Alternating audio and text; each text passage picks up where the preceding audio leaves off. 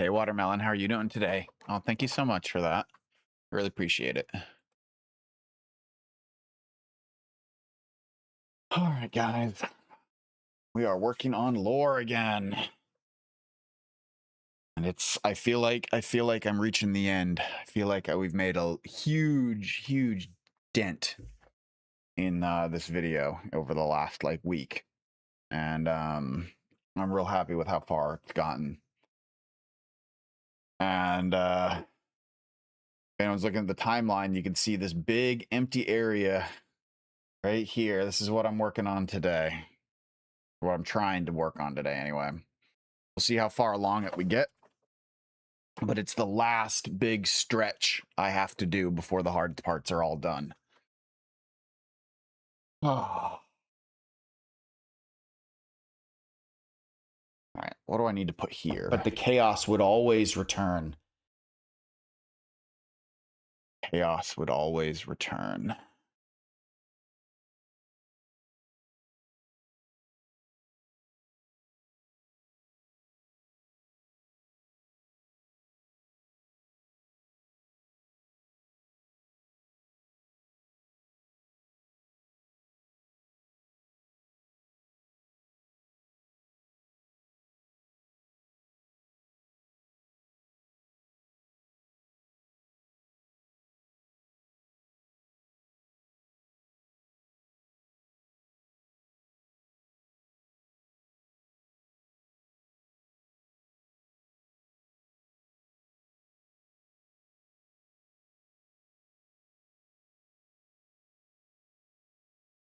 Let's see what this chaos distort effect does.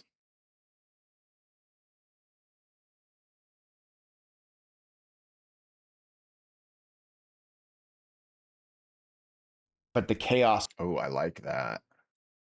Let's stretch that across the whole thing. Ooh. Hold on. Let's watch it. But the chaos would always return. And as such, more blood was required. Yeah. Malaga. That looks good.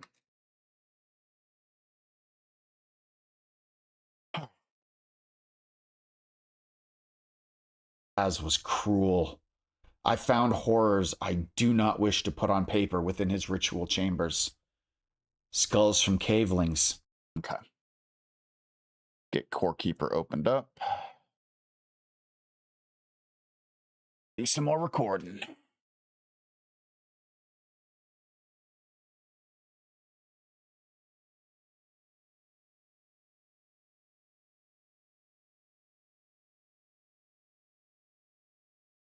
I need to clean my keyboard. Ew. Keyboard's getting gross.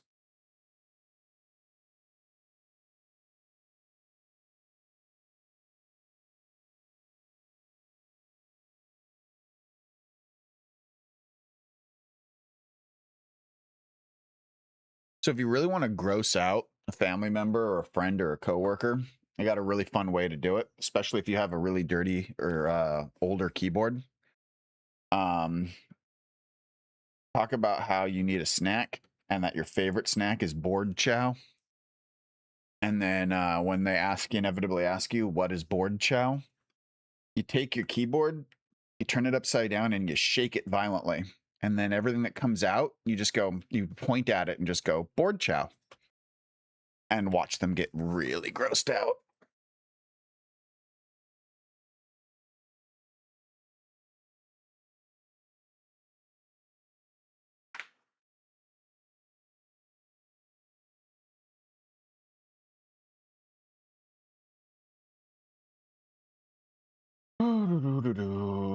Why is there no desktop audio? Probably because there is none at this point.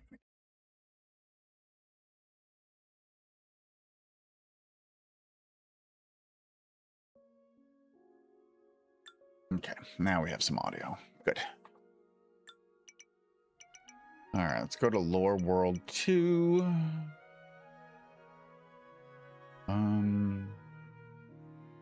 Actually, Lore World 1.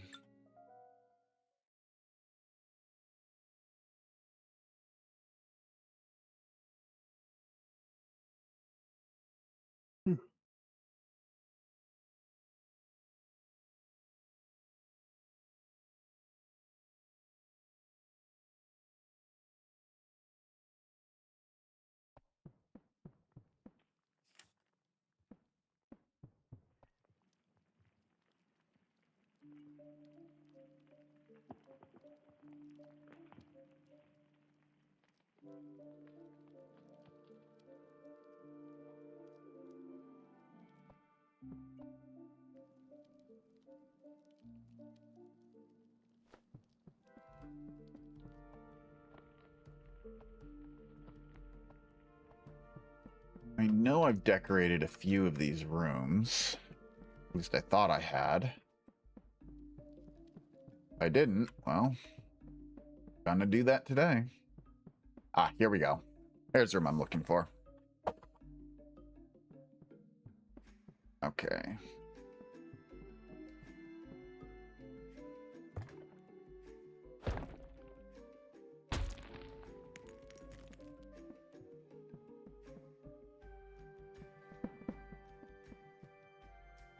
I need to turn off my cabling mod.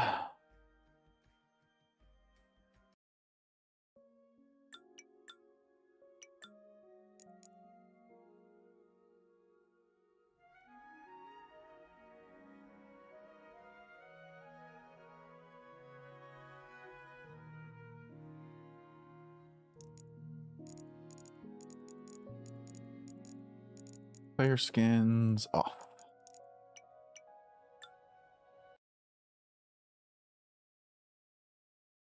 That reminds me. I need to see who does the player skins mod. I need to make sure I credit them properly.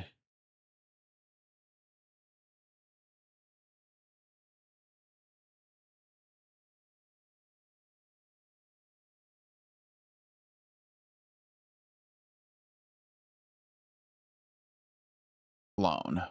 Okay. Let's make a note of that so that I can make sure he's credited. I've got a note of credits that I'm for the like end credits.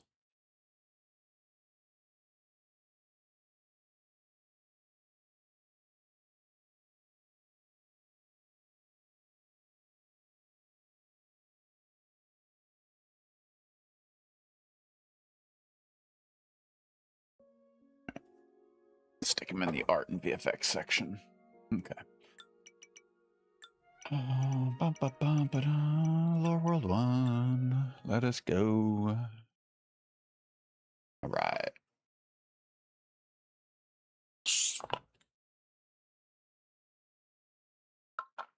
How's everyone doing today?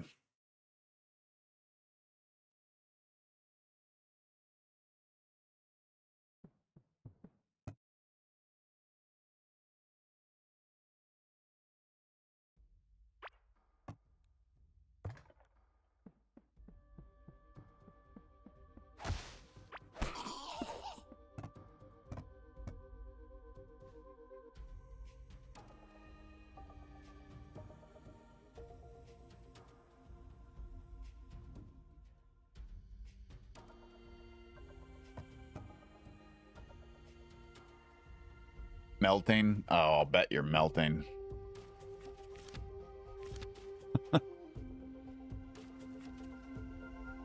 I bet you're melting. How you doing, Kami?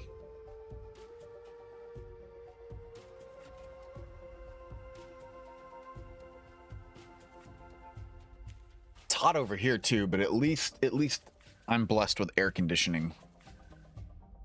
You guys just have to suffer.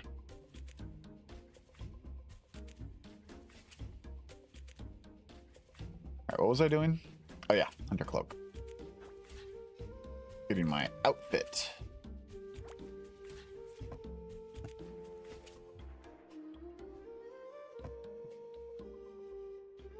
And I need, let's see, give torch.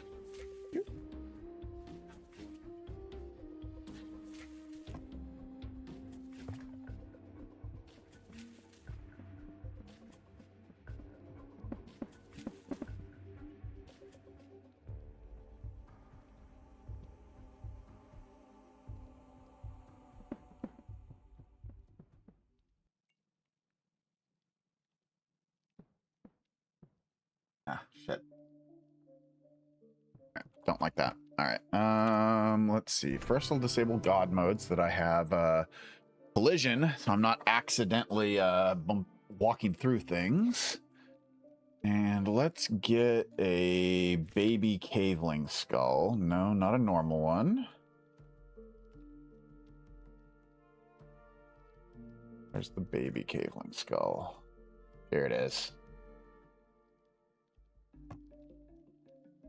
Okay. Try this again.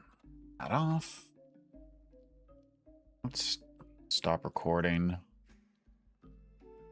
And let's get rid of this failed attempt right here. Very small mobile AC for your bedroom. It's inefficient though. Yeah. Yeah, that's one of the things that sucks about those mobile units and the window ACs and things like that. They can sometimes be really ineffective, or they'll only handle a small area. Yeah. And then, you know, central AC is the way to go, but you guys built your buildings so long ago. It's almost impossible to install central AC into most of them. 107 in your apartment? Jesus. It reached those temperatures here also, but I was inside, so it was 70. Or what is it, 20? 21? Something like that. I usually keep the inside of my house at like somewhere in the low 20s. Here, hold on. 70. I usually keep it at 74 Fahrenheit. So that's 23. Yeah. I usually keep the inside of my house at about 23 degrees. Nice and cool for me.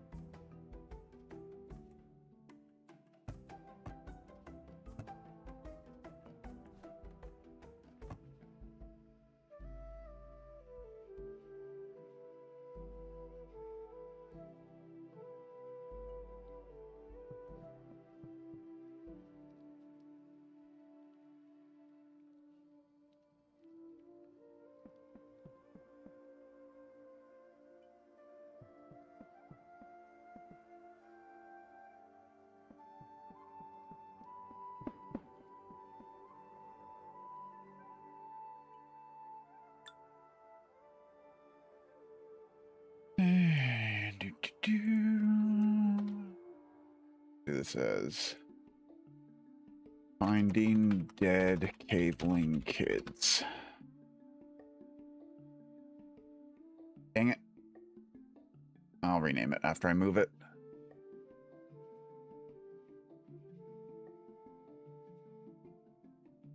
Finding Dead Caveling Kids. Okay.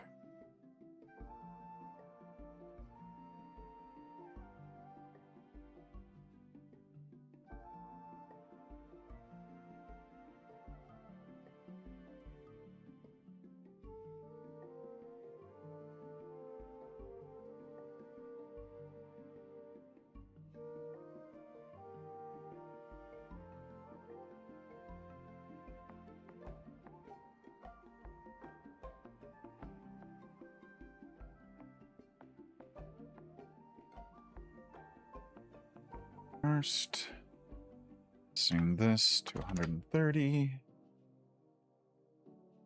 That should keep it on the screen the entire time, right?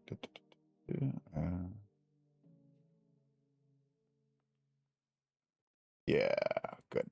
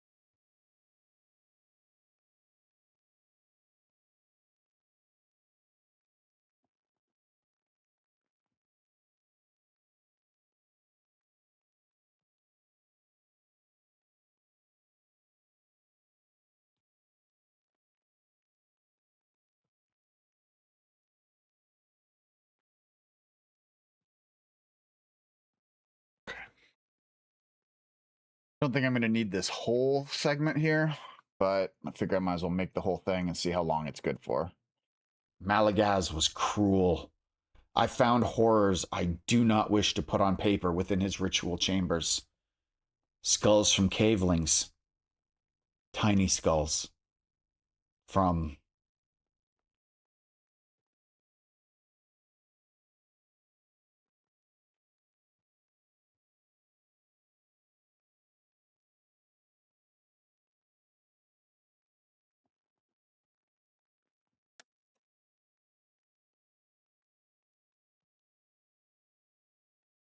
skulls from cavelings. Tiny skulls. From, well, I think you get the picture. Malagaz had no line he wouldn't cross, and it appears he did manage to acquire some of the power he sought.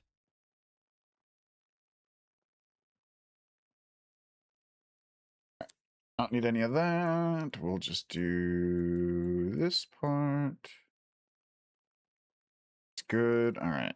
Malagaz.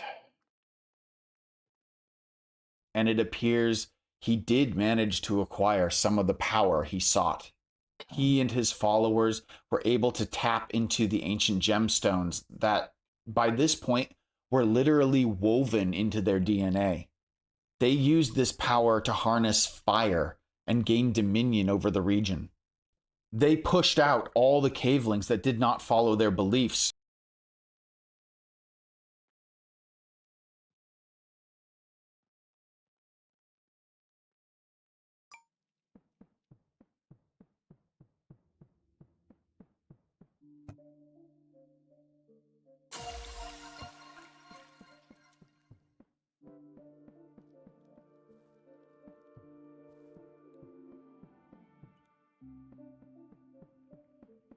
First things first, we stand over here.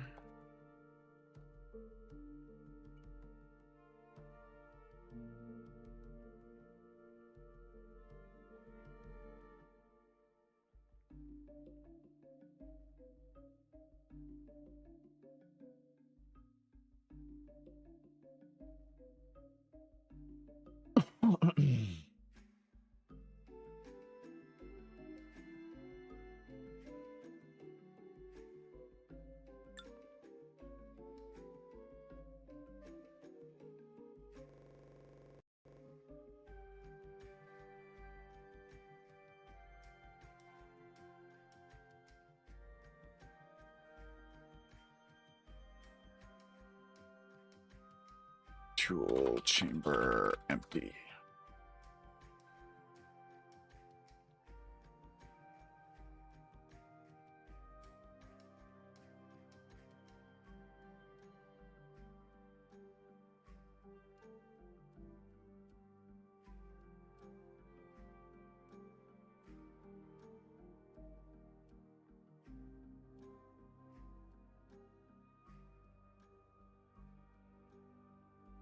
He and his followers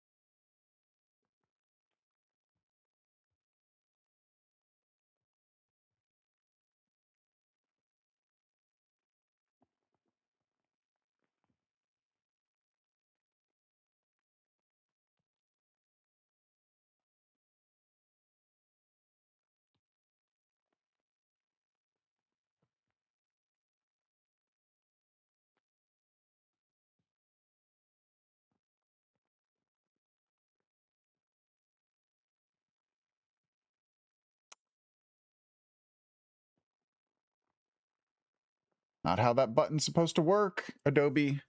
When I click this little arrow, you're supposed to take me to the next keyframe, which is right there.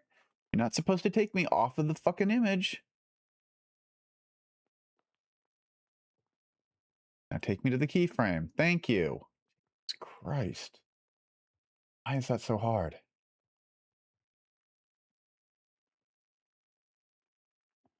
Oh, okay.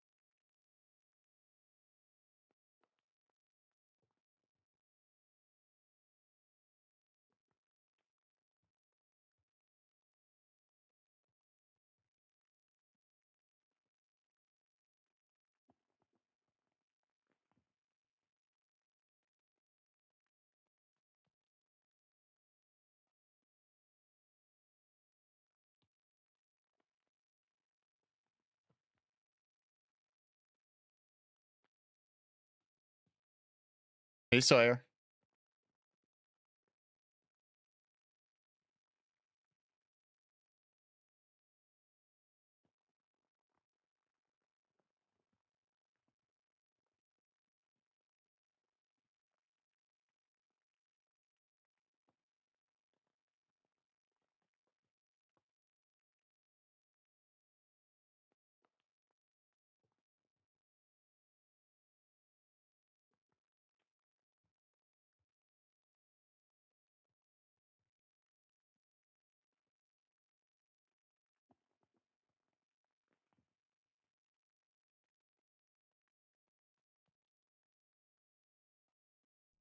Malagaz had no line he wouldn't cross, and it appears he did manage to acquire some of the power he sought. He and his followers.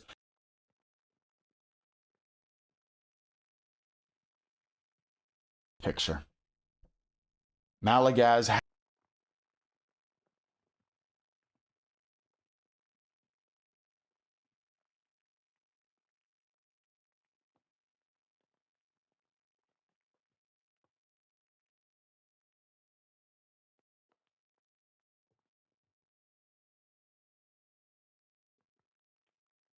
Malagaz was cruel. I found horrors I do not wish to put on paper within his ritual chambers.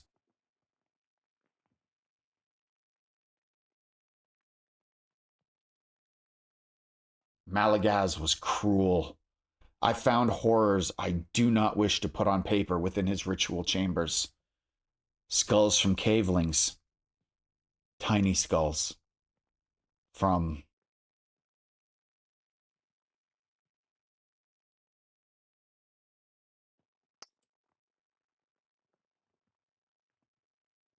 Malagaz was cruel. I found horrors I do not wish to put on paper within his ritual chambers. Skulls from cavelings. Tiny skulls. From. Well, I think you get the picture. Malagaz had no line he wouldn't cross, and it appears he did manage to acquire some of the power he sought. He and his followers were able to tap into the ancient gemstones that, by this point, were literally woven into their DNA.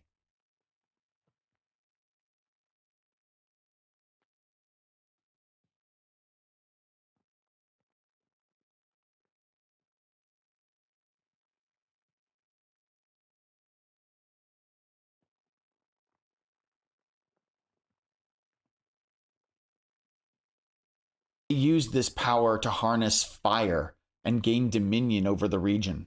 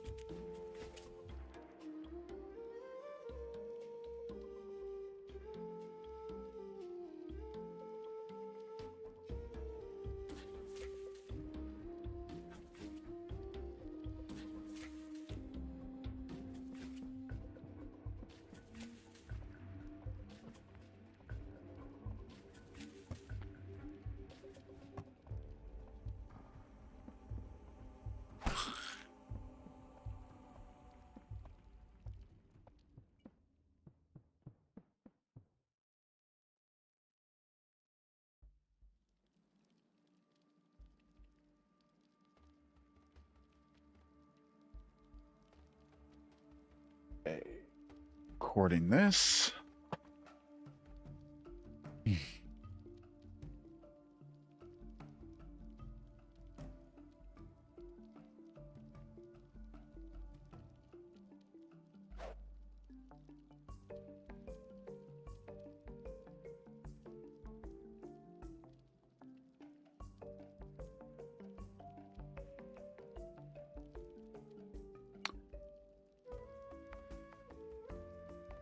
Malagaz throne.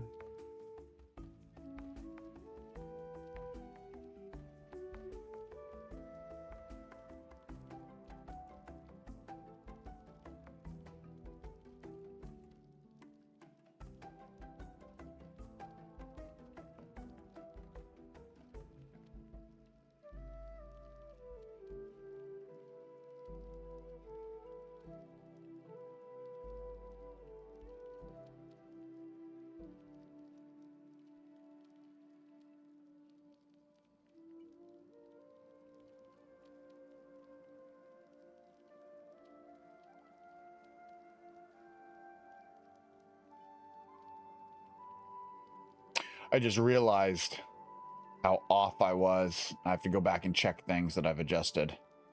Yep. Yeah, that's what I thought. Yeah, that's what I thought. I fucked it up. Okay.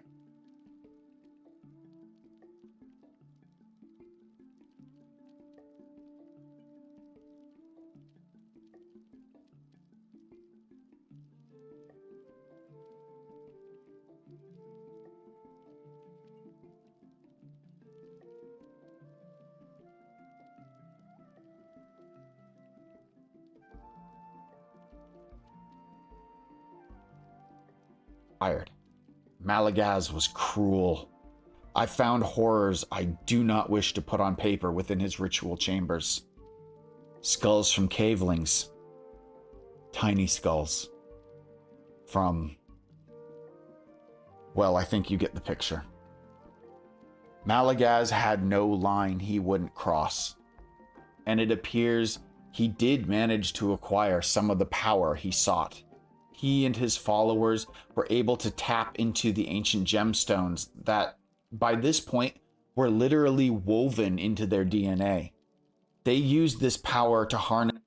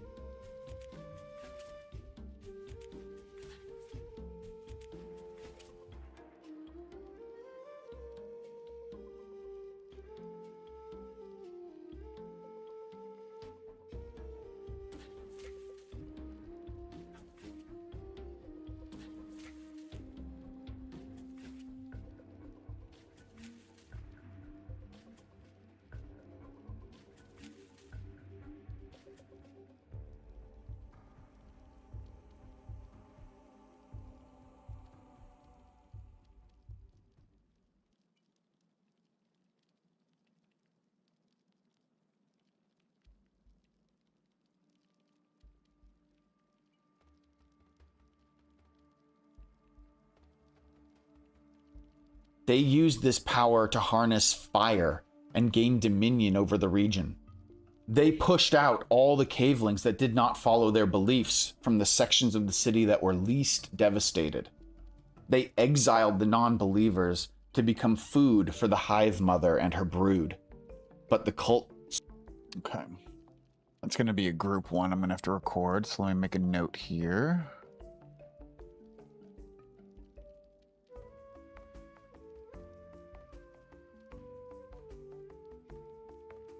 With... let's see. Scene with cultists chasing other cavelings away.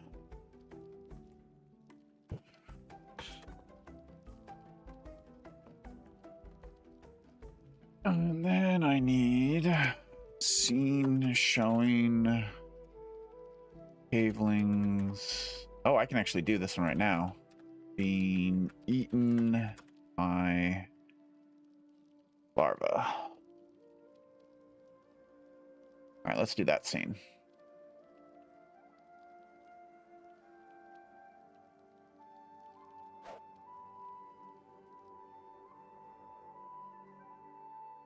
Okay. Not gonna need you, or at least not right now. Hey Kitsune, how's it going?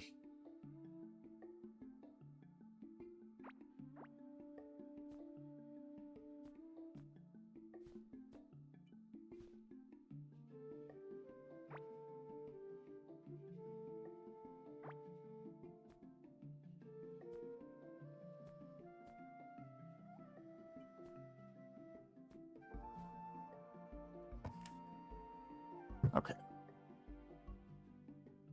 Going well. You missed yesterday's stream. You'll go back and watch that later. Aw, thanks. I appreciate it.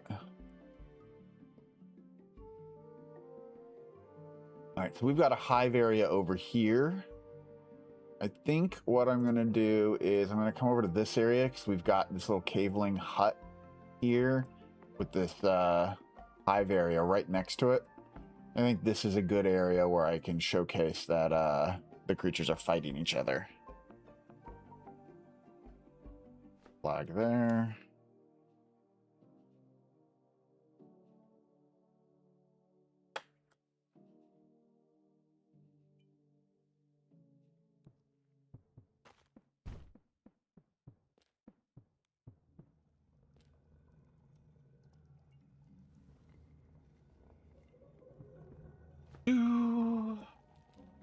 We got a lot here. Let's clear some of this out.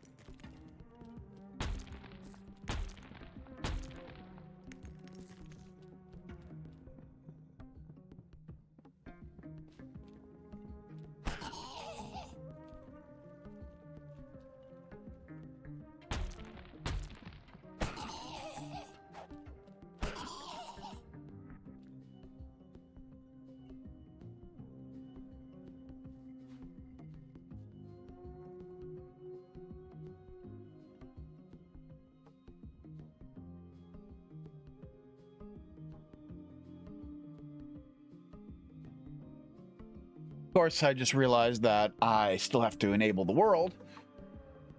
And I'll bet you that they kill each other before I even get over here and get my shot set up. And let's see here. Start recording. I gotta turn that off again. Turn this on. Resume world. Close that. Turn camera. Turn that. Move over here.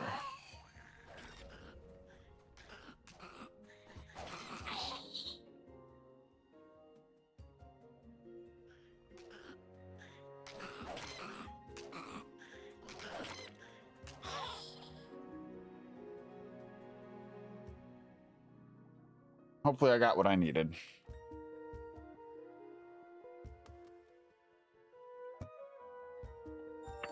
What's the world?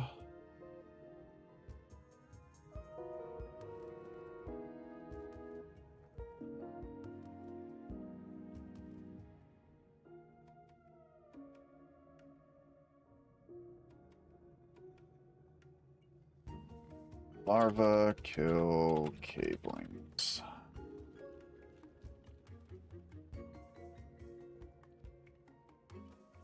Larva kill cavelings.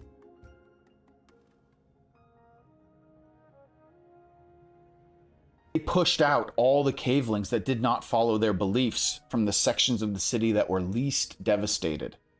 They exiled the non-believers to become food for the hive mother and her brood.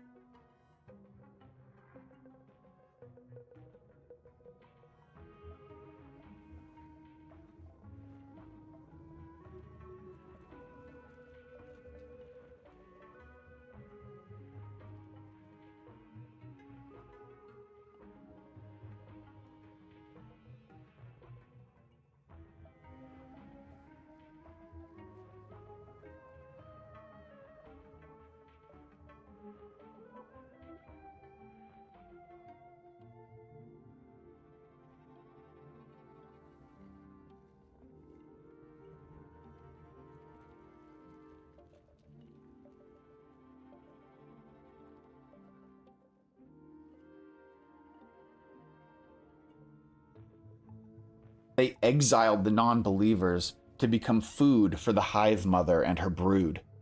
But the cult struggled.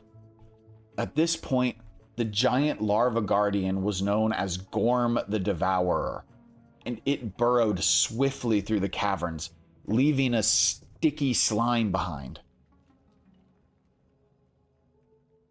Malagaz and his followers, despite their magic, were unable to catch Gorm or slow it down. Okay. Simple enough, simple enough. But the cult struggled. At this point, the giant larva guardian was known as Gorm. Okay. What I'm going to do...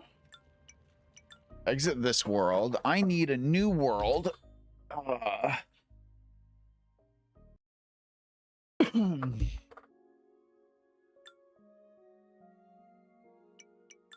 Let's start. Let's make a new world that we're going to delete. So let's make... delete. Doesn't matter who I log in with because I'm just going to log immediately out.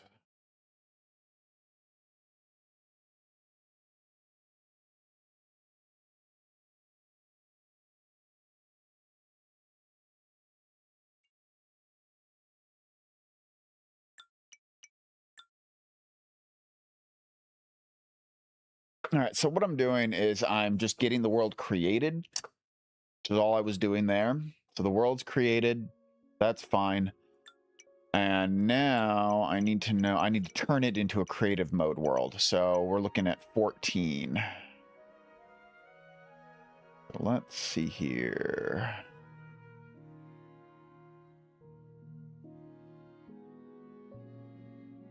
World info. 14. Open it with Notepad. And we're going to change mode here from 0 to 2. Save it. And then I got to quit and reload Core Keeper.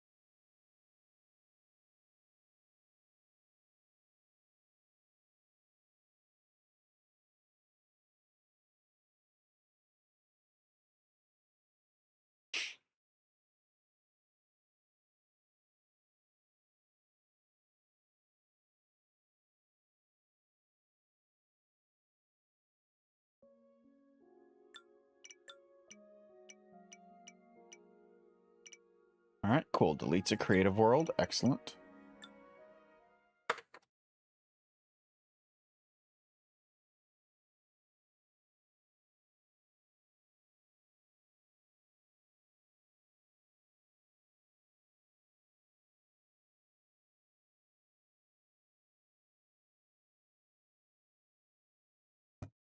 All right, and the world is paused. Good. So let's open the map, zoom out a little, and let's reveal explored areas.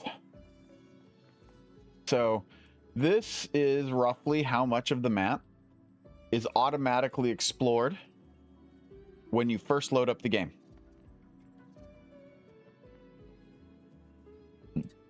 And for some reason, this loads up too. I don't know what's in this tile that causes a scene to load.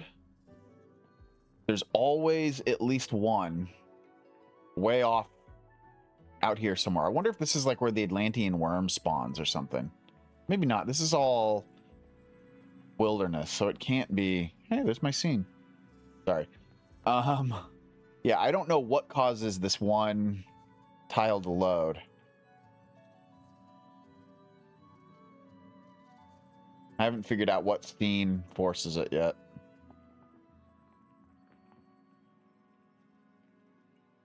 But most importantly, here we have Gorm's Track, which is just starting to form. Gorm didn't get much time to do anything yet before I logged out. So we're going to head to the southwest.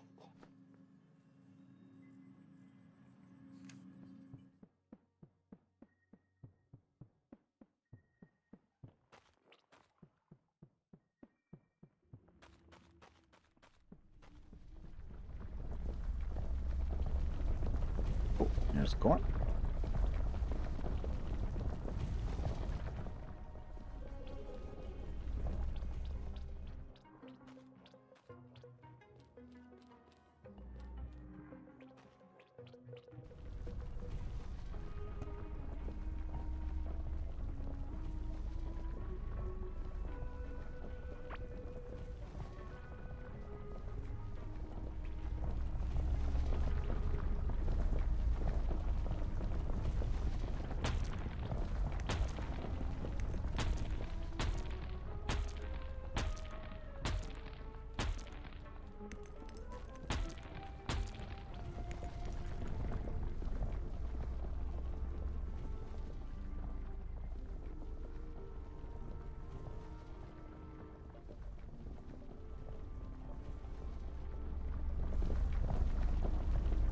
Oh, wait.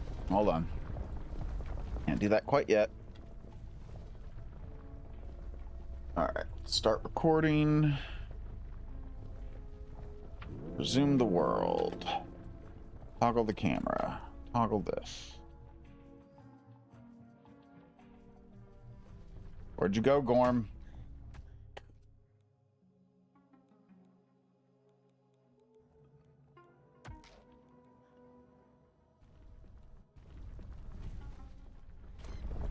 There he is.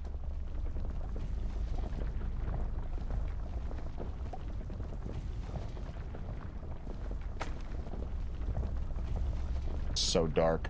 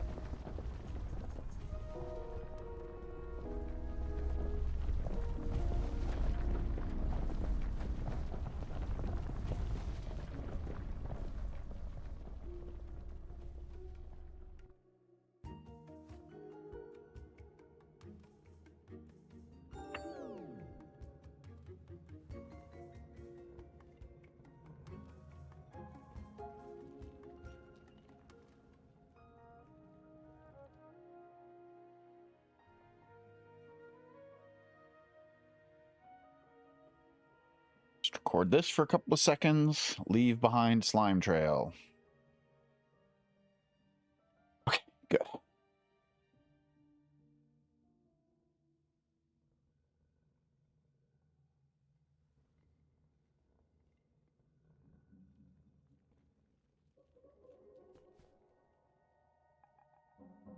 Weird, I'm hitting escape and nothing's happening.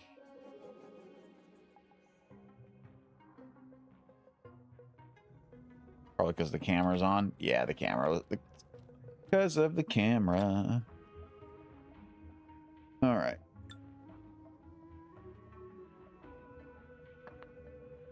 Back to here. Call this Gorm moving.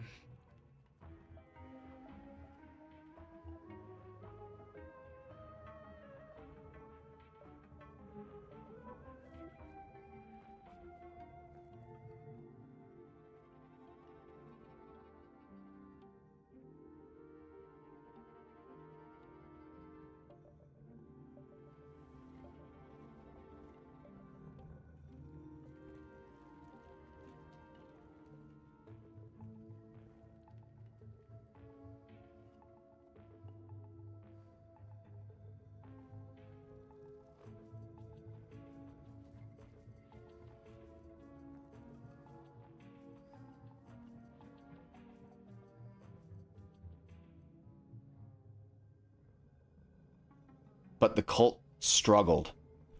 At this point, the giant larva guardian was known as Gorm the Devourer, and it burrowed swiftly through the caverns.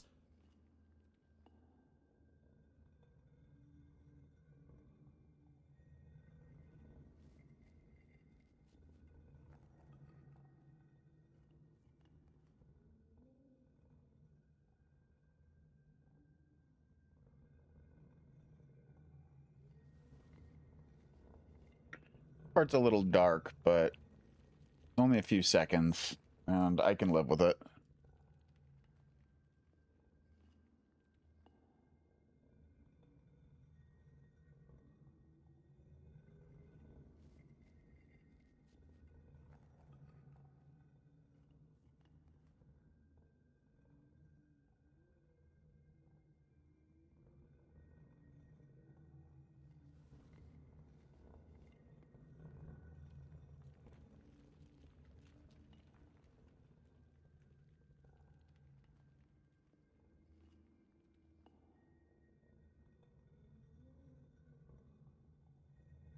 Caverns, leaving a sticky slime behind.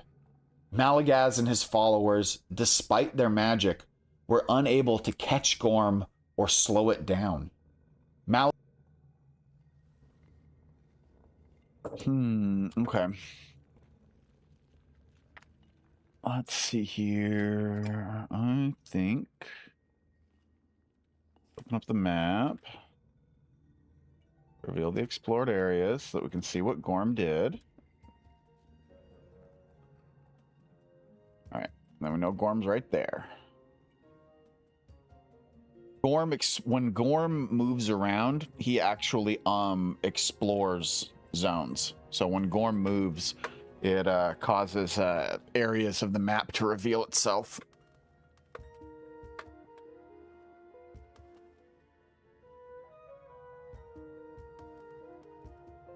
This is actually a good spot that he's over here.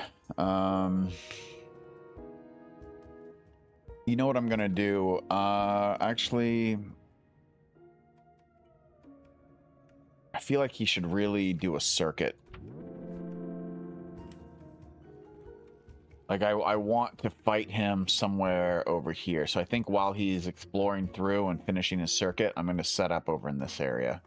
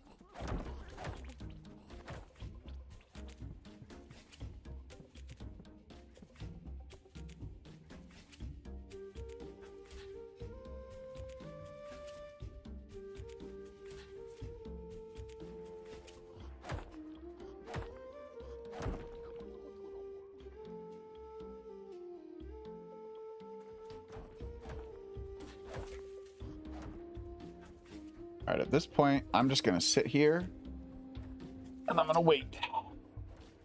And when I hear the rumbling, that's when I'm going to start recording.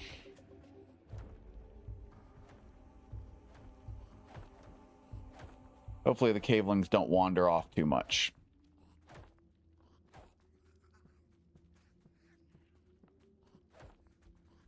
It'll only take him about a minute or so for Gorm to come around. It takes him about 5 minutes to complete the circuit, but he was a little over halfway done.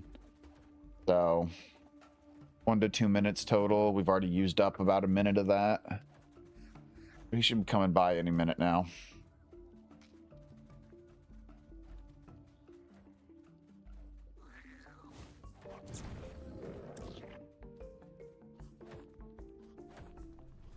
There we go.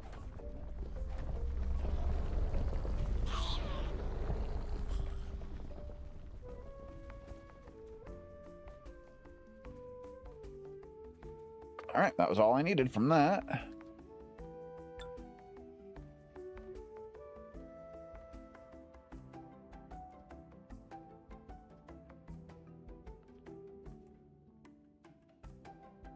Hopefully it's not too brief. If it is, I'll turn this into a group kill scene. Dying to Gorm.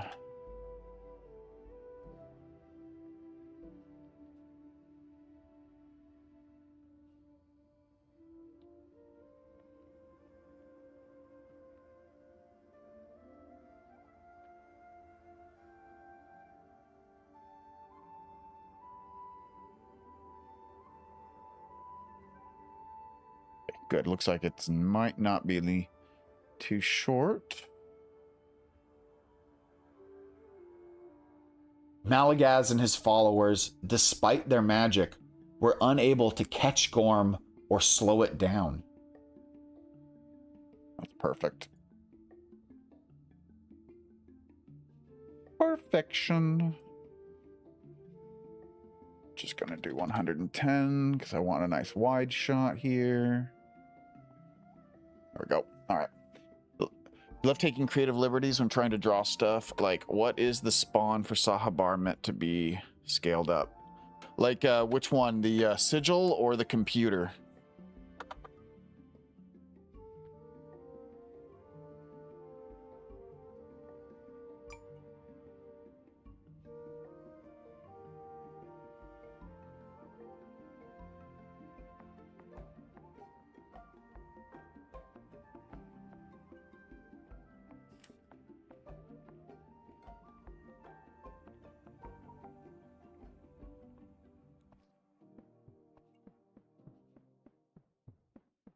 I was to go up to Breaker's Reach.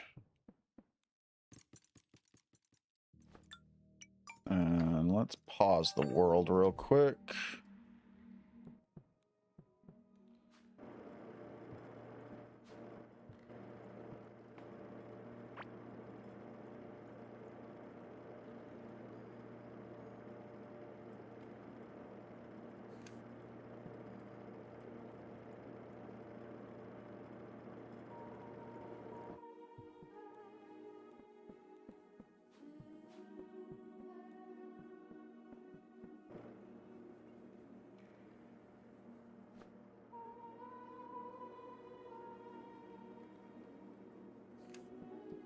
There he is.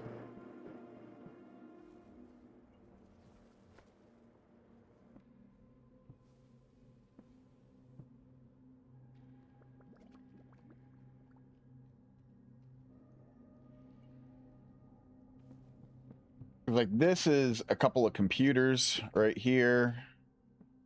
And then you put like a computer disk in, which I think is the override. It's like a computer disk or like an old school, like floppy in many ways. I don't know if you're old enough to know what a floppy disk is, Sawyer. But, and then this is just Sahabar's body back here. It's just connected to a bunch of wires.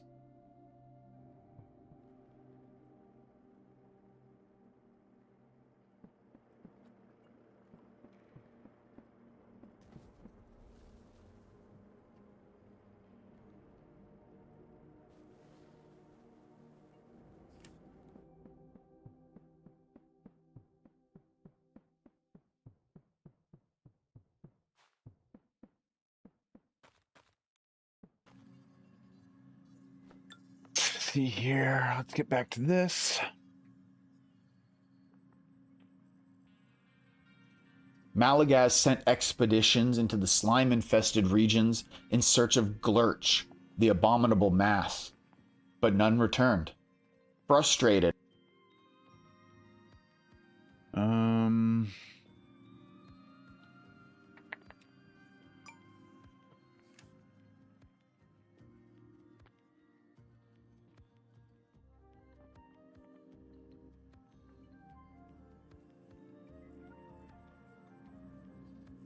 You have like an idea of Sahabar stepping on the computer? That'd be cool. That would be really neat. Okay, let's go over here.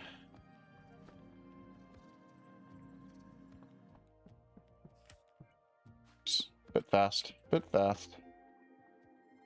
And let's drop my speed back down to 1.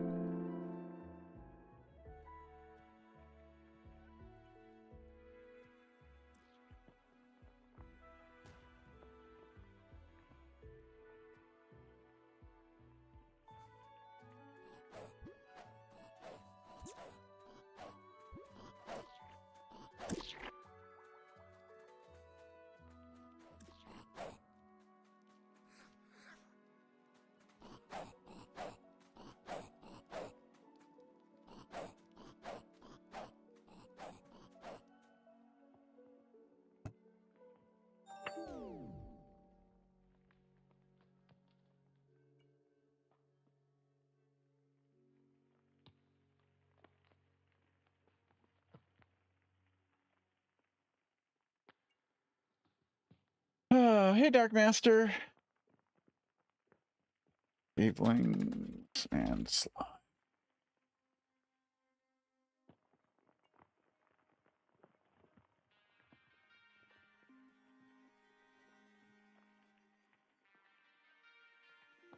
How are you doing today? Good to see you.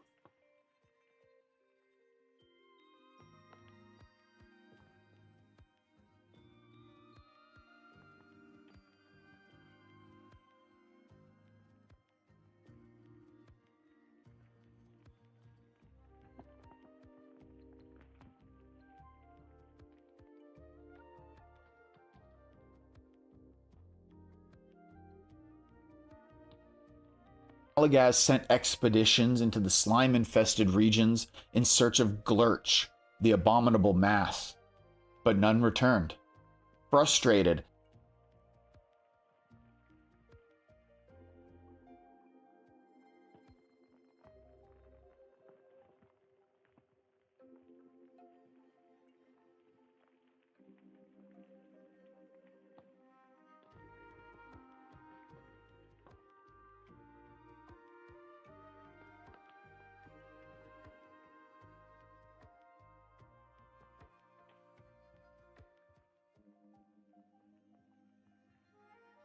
Malagaz sent expeditions into the slime-infested regions in search of Glurch, the abominable mass, but none returned.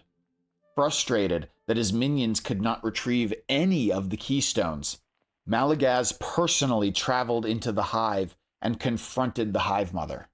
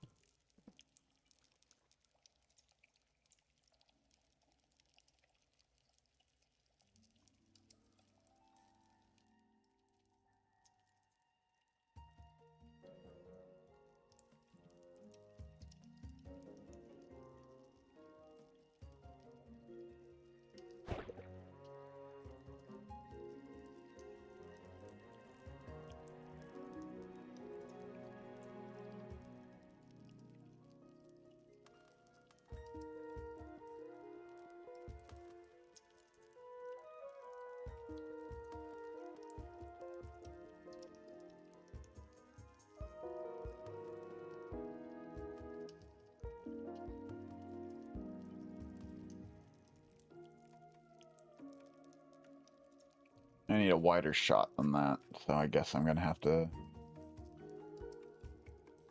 Just gonna have to deal with this. Okay. Record. Is there a page with all of the chat commands? I couldn't get player set, blah, blah, to work. Crowd controls chaos bot spawned in Igneous in a friend's base. Whoa. Yeah, crowd control chaos can suck. I actually keep that turned off on mine because you never know when someone's gonna try to mess with your world. But yeah, you can do some pretty nasty stuff to somebody with crowd control. There's not a page with every single chat command, not one that I'm aware of anyway. If there is one, it's probably in the CoreKeeper SDK somewhere. I have not found it. And one time I did ask a dev if there was a list of all of the command line stuff, and all he did was send me a link directly to the SDK, but not to the list. So it was like, yes, it's in here, find it yourself, kind of a comment. And I was like, yeah, I'm not going to do that. So I don't know if there is a full list or not.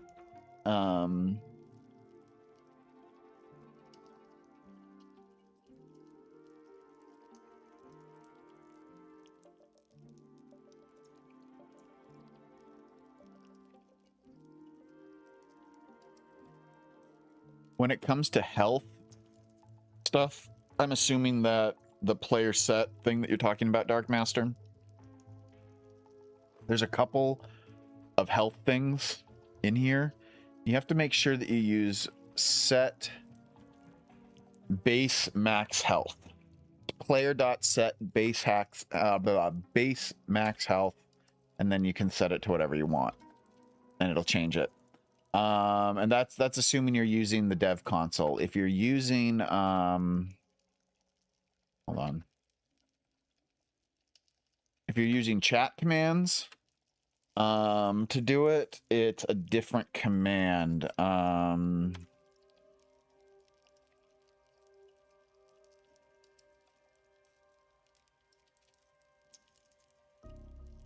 There is a list on chat commands of all of the various commands that are available. And the list for chat commands is on the description of the mod. It has all the available ones there for that.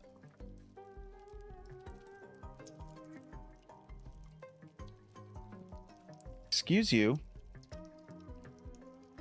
I really hate it. All right, so here's one thing that's kind of annoying.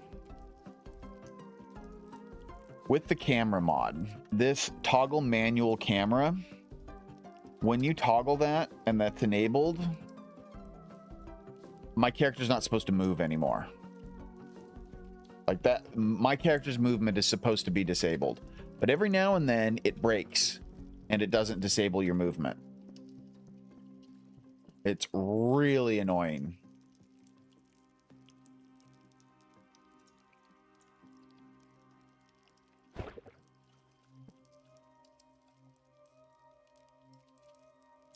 And see, now it's working. Don't know what caused it to not work. No clue.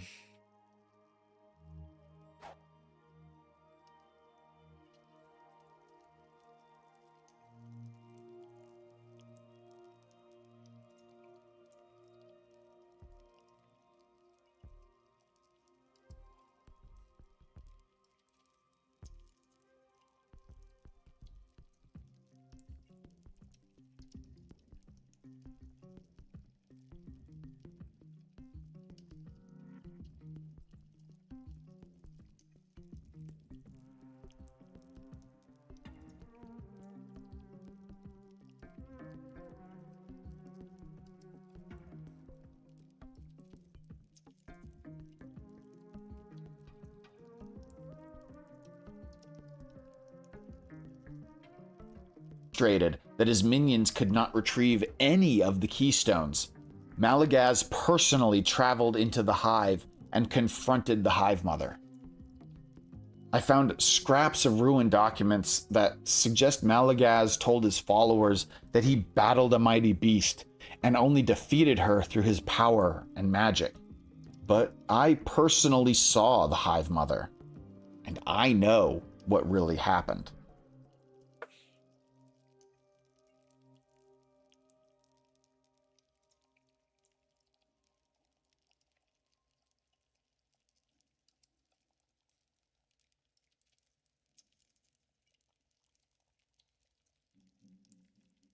I'm not going to use that.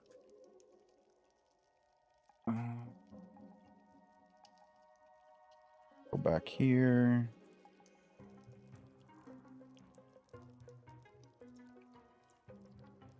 Yeah. You and you, come with me.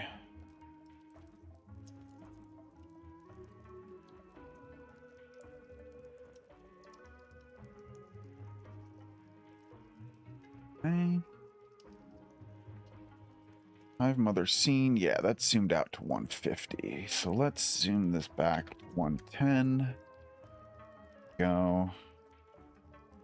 But you... wait.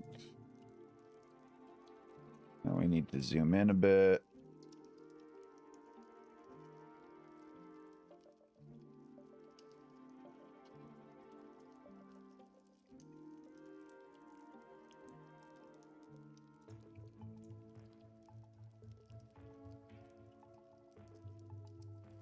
All right.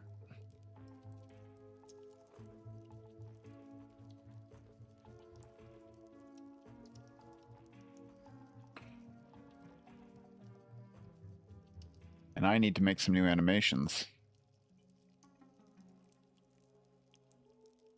Okay. We need to go to... Oh, wait, I've already got them. Means I need Photoshop. Real quick, let's save this.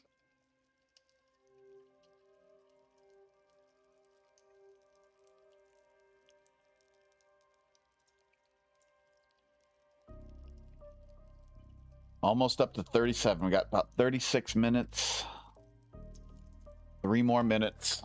Like 2.5 minutes worth of footage to go. Oh, God, it's amazing how slow this is. Never ceases to amaze me when I'm just like, yeah, I've got about 2 minutes worth of editing left in this, or like a footage I need to edit. It's like, oh, that should only take you like 10 minutes. Yeah, no, that's going to take me like 4 hours.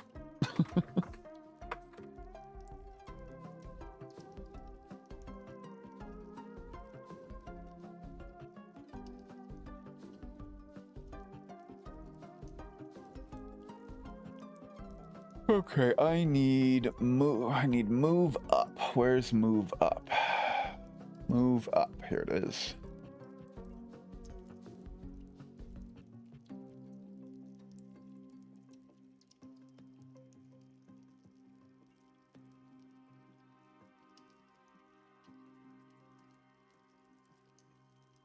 Okay.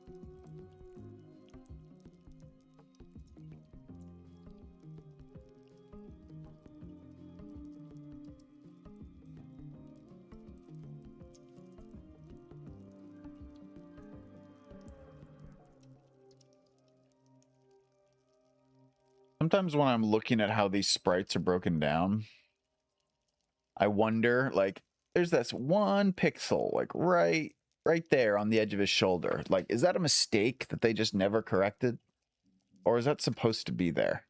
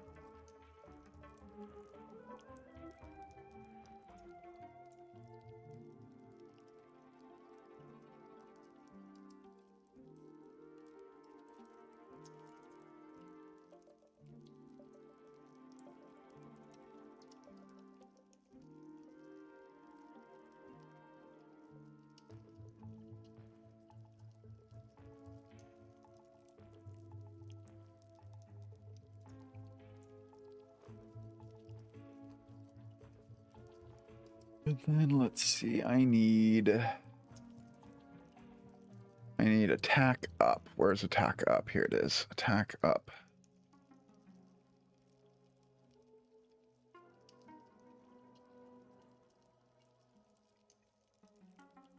Oh, I need to grab another special effect that I missed. That's okay. Start with attack up here. Oh, that's easy Malagaz. That's stage 1 Malagaz. That's not what I want. I want stage 2 Malagaz. All right. There's stage 2 attack up. Idle, move. Move. Phase transition. Phase one, boss, death. Must not have grabbed it. All right, I need to grab attack up. No problem.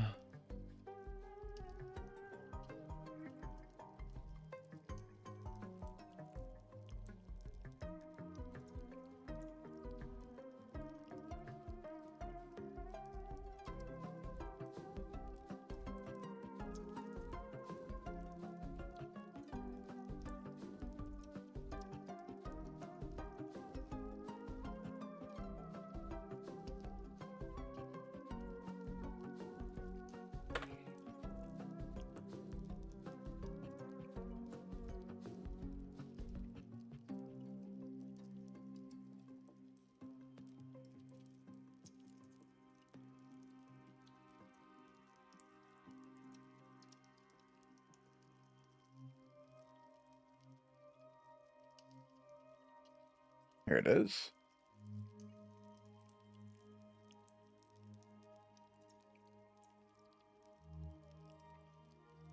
Shaman boss ranged effects. Okay. Shaman boss. Ranged. Here's attack far up. Where's idle up? Does he have an idle up? Oh well.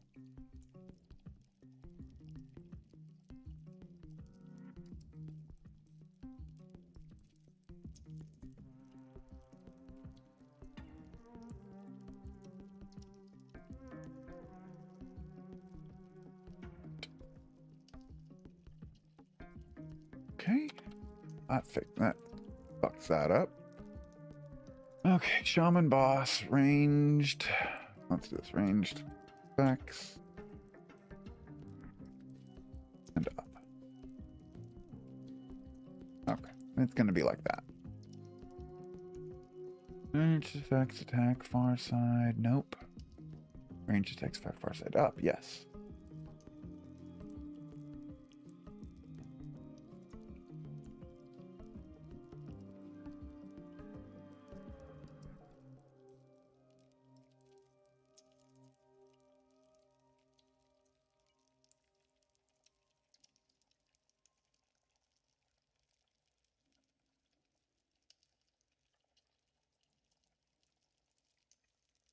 Ranged attack far up is already in there.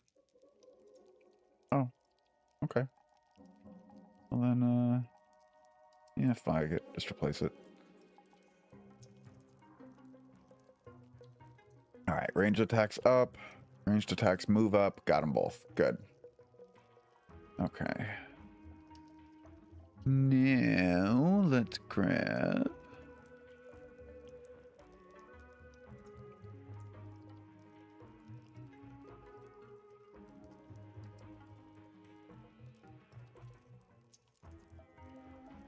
Ranged. Let's see. Ranged effects move up. There it is.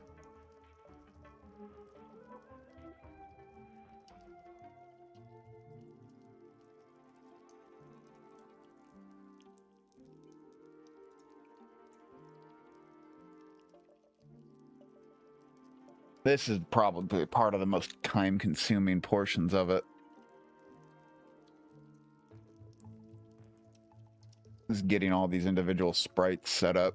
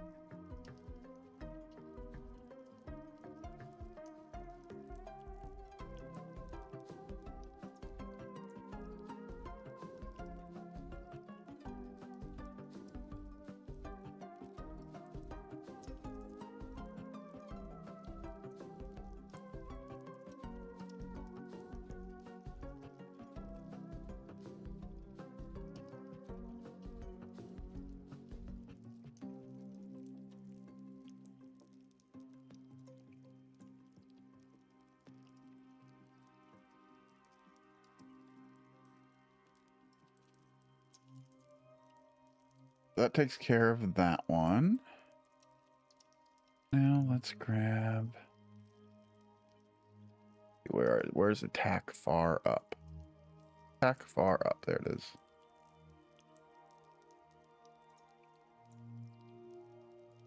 Yes, perfect.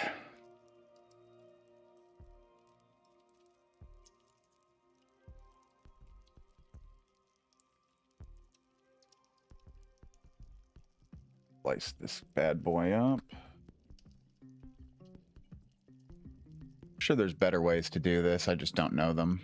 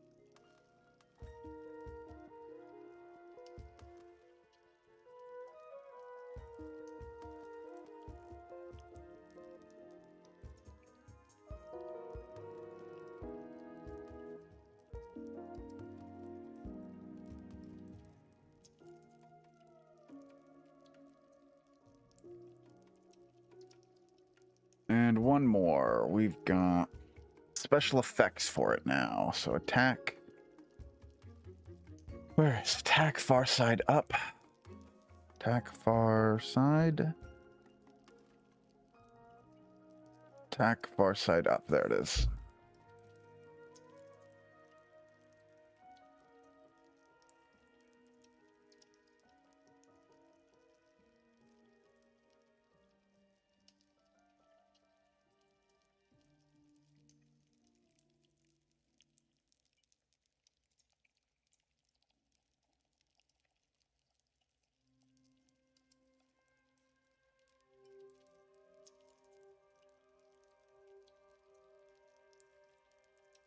This is the part of the Malagaz story that I was most worried about being able to do, is the fight with his fight with the Hive Mother.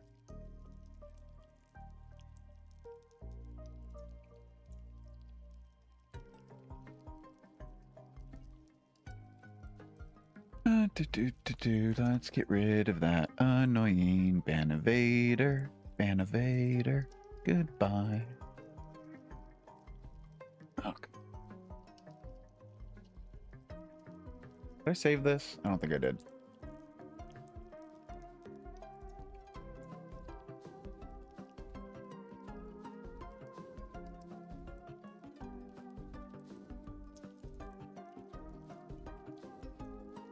Oh, maybe I did. I think I did.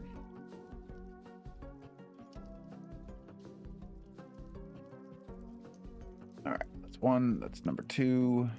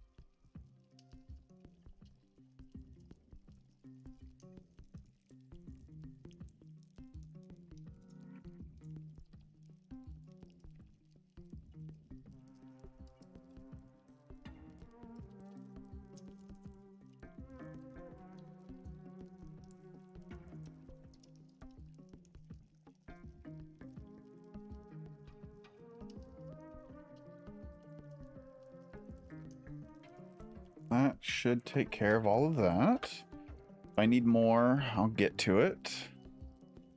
Then let's grab a Sprite. Okay.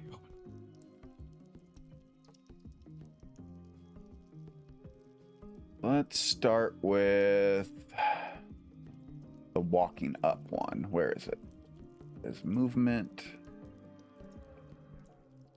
1 through 6. Open. Agree.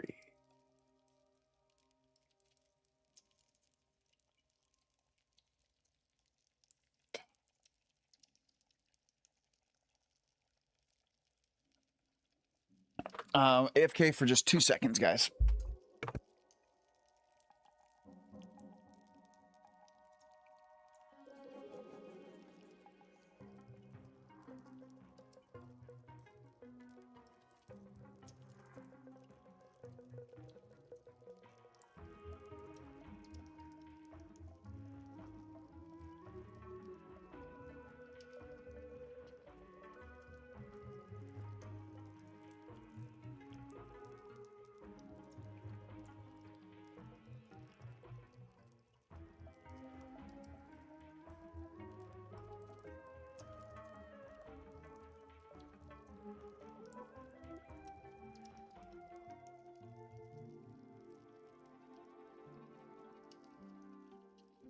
Okay.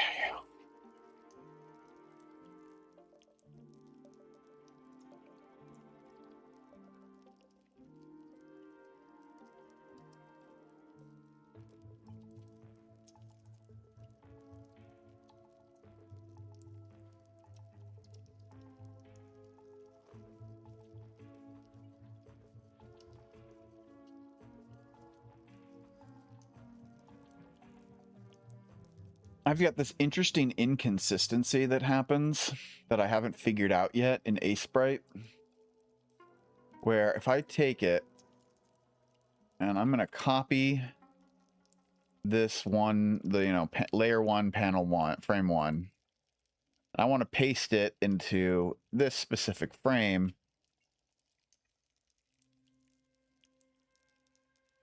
And it worked for frame 1, but when I do it for for the others, it's less likely to work, and I don't really know why.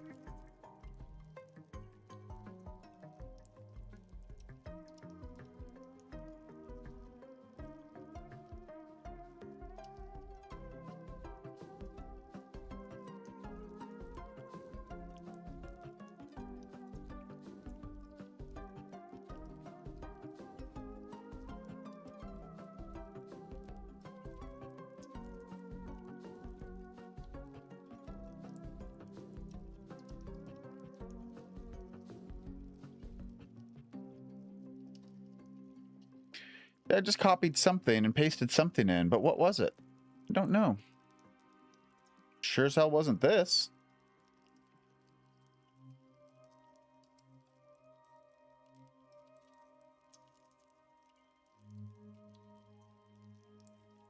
All right.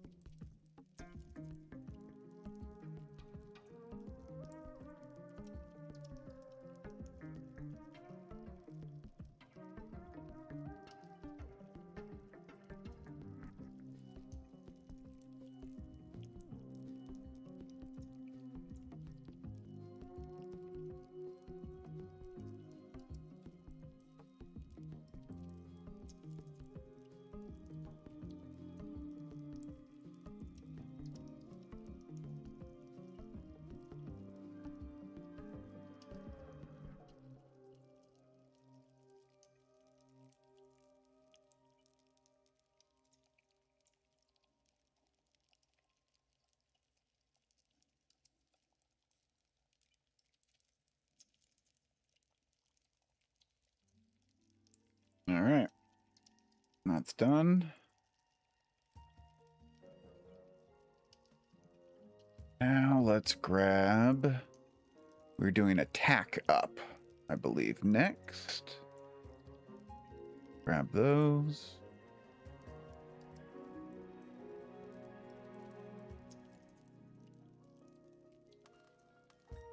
Open. Up.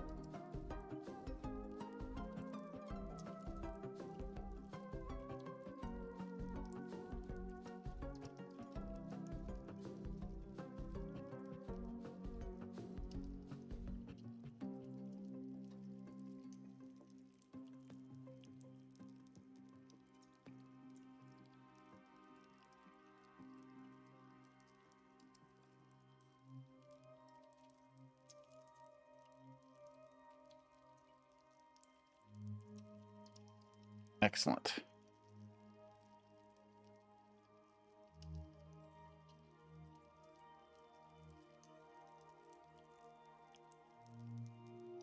Yeah, I mean, it was actually working the way that I wanted it to just now, but last night when I was first messing with it, it kept, every time I pasted the fire in, it would give the fire its own frame, and I'd have to move that fire into the appropriate frame and then delete the extra frame that got created.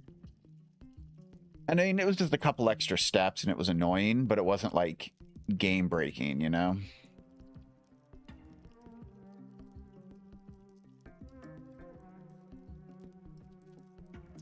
Okay, so...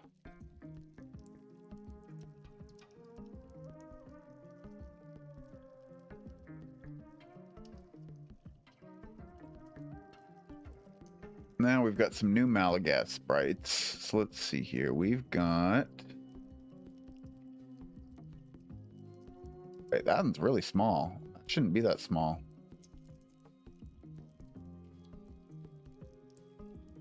Neither should... Okay, I've got some problems. Okay, I think I know what the problems are. Okay.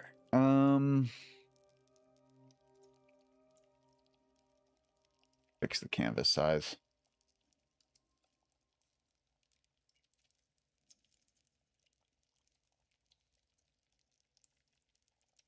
Okay.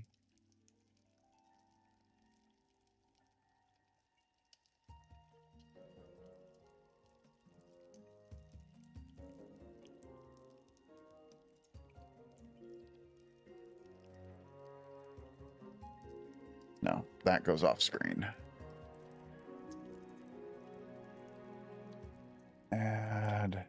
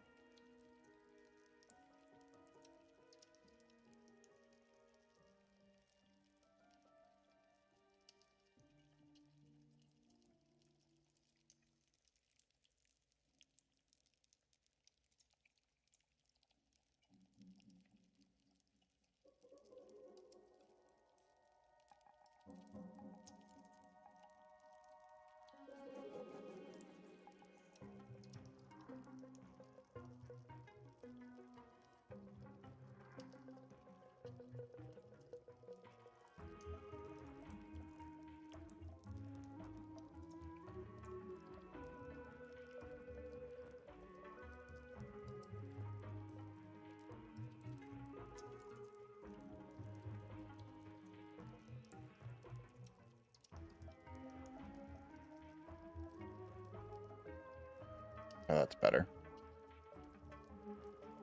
And we're gonna set this at 900.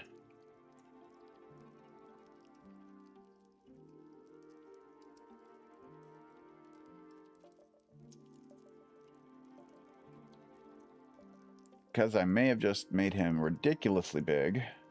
Okay, no, I didn't. He's okay. All right, good.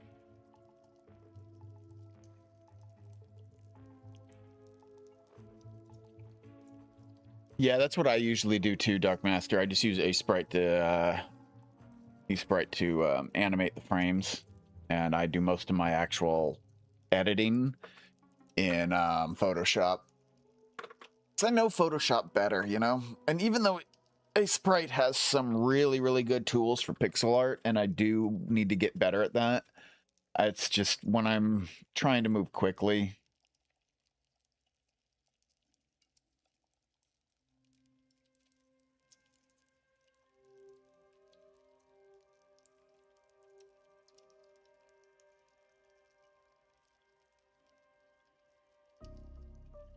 Oh, he's big. Yeah, I had a feeling I was going to make him a bit too big.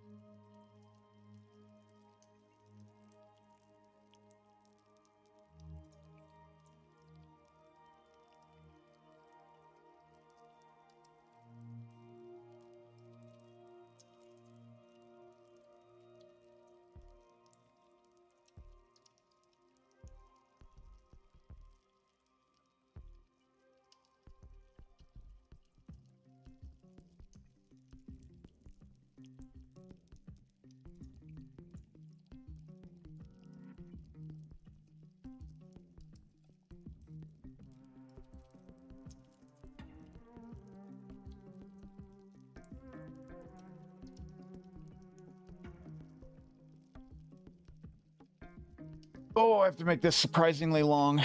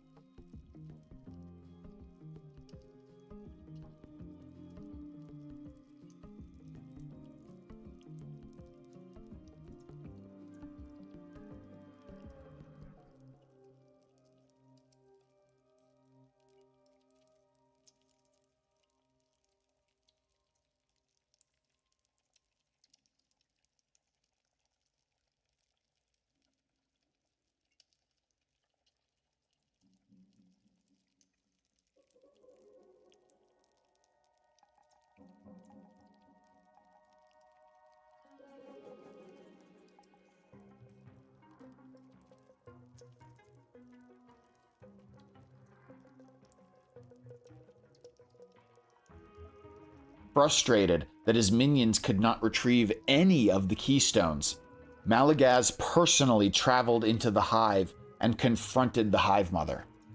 I found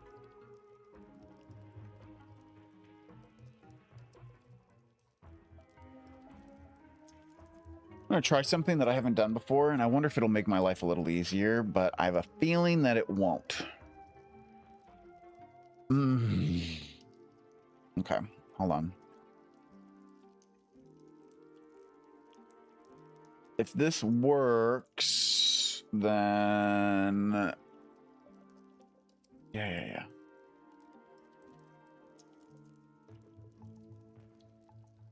You know what? Actually, let's just do this. Get rid of all 3 of these. Get this one. And let's remove these.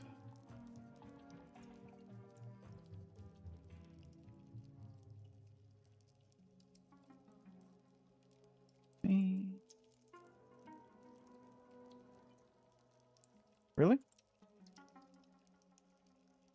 Thank you.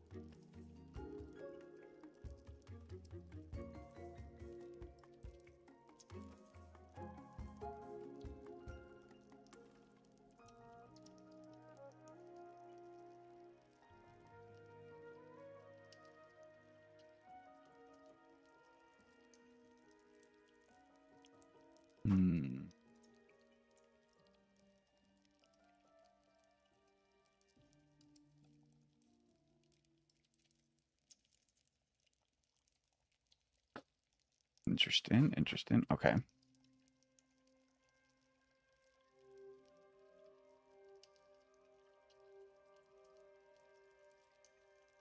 think I have the right idea. I think I'm just going about it wrong. I think I need to move you just up like that.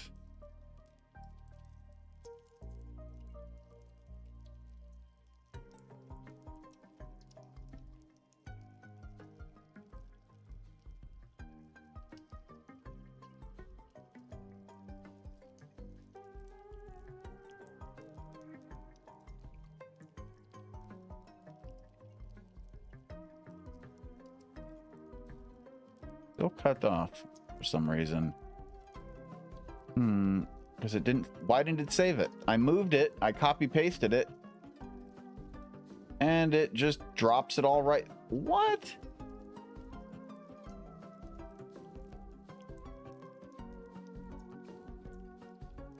Copy. I'm going to hit copy 100 fucking times.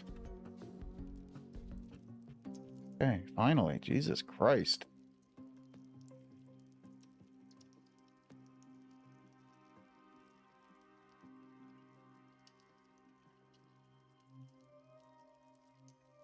All right.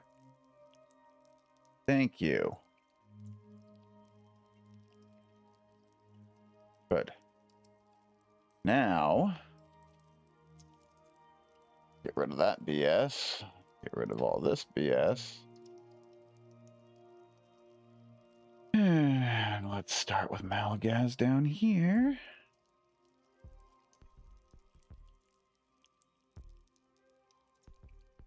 And end with him.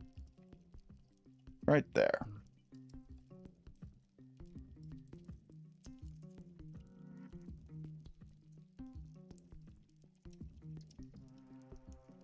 Frustrated that his minions could not retrieve any of the keystones, Malagaz personally traveled into the hive and confronted the Hive Mother.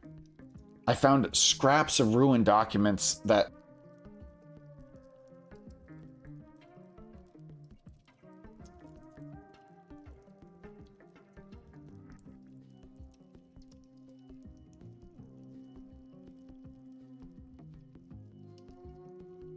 Feels so far away.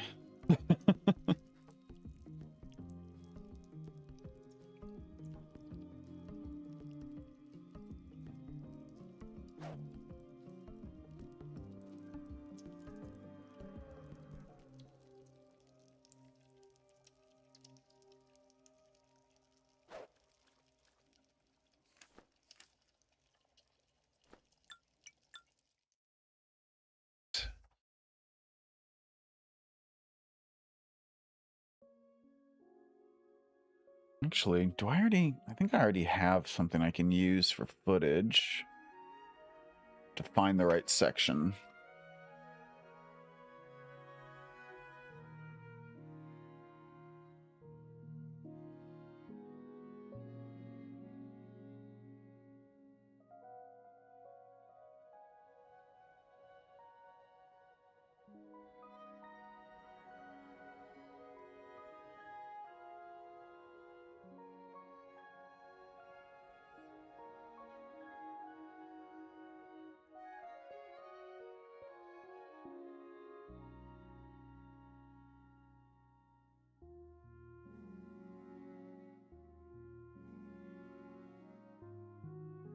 This one fruit fly just keeps buzzing by my head.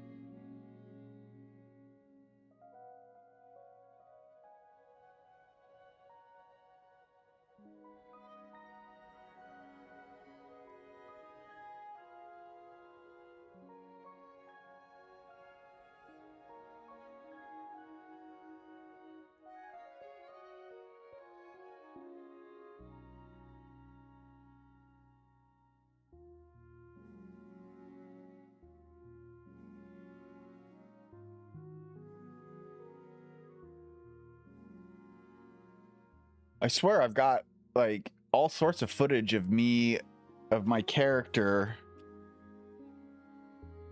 going to like a ruined library.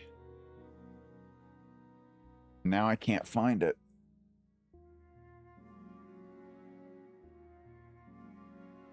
I can always just use the narrator.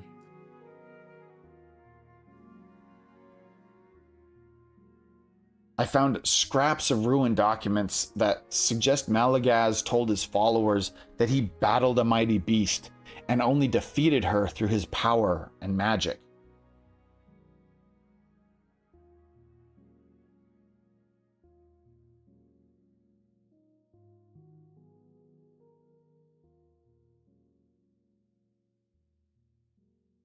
No. Narrator goes here.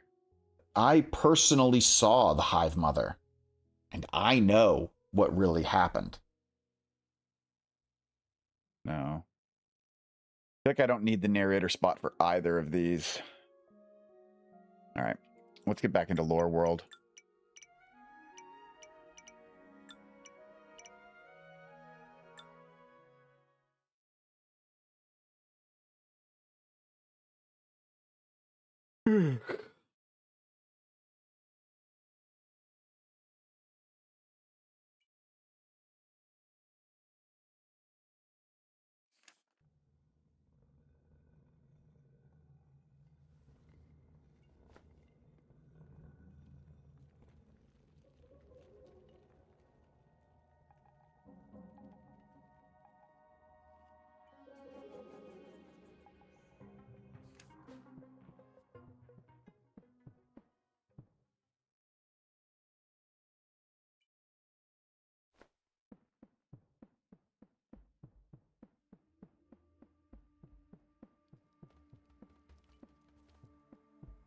I'm going to turn this into a small library.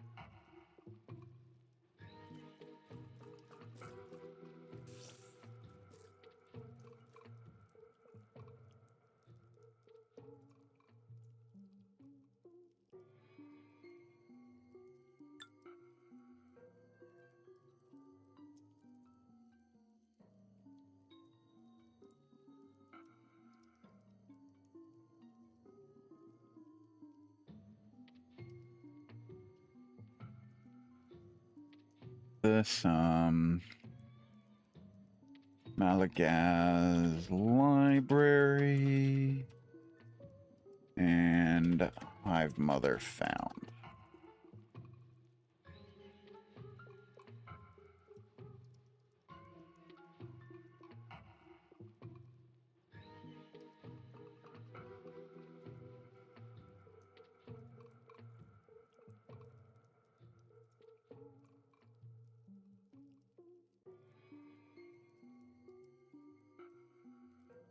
scraps of ruined documents that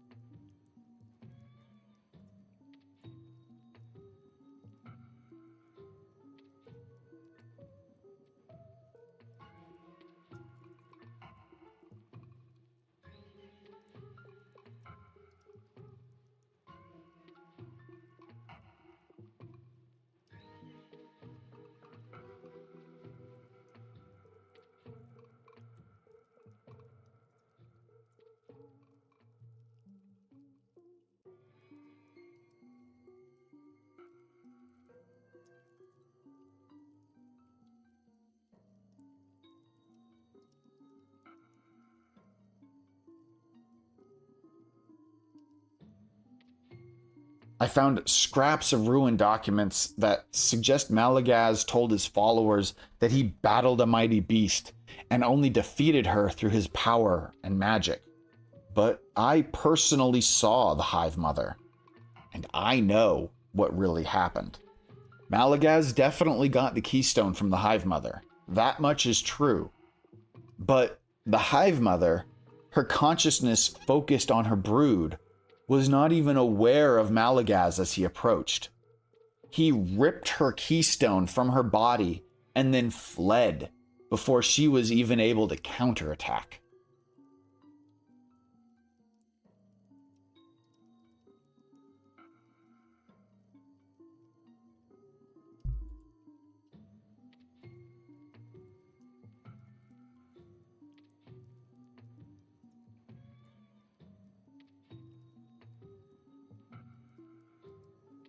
Malagaz definitely got the keystone from the Hive Mother. That much is true. But the Hive Mother,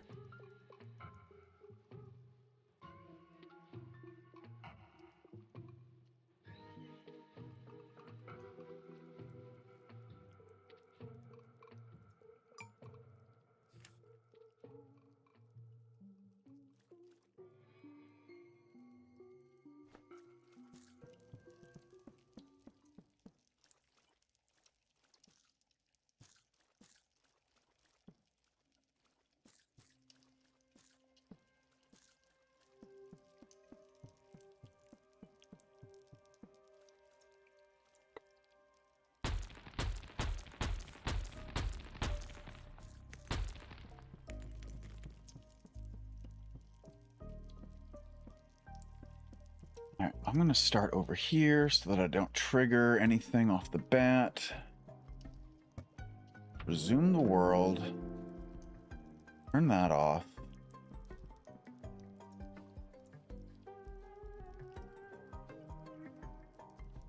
Set player movement to 0.5.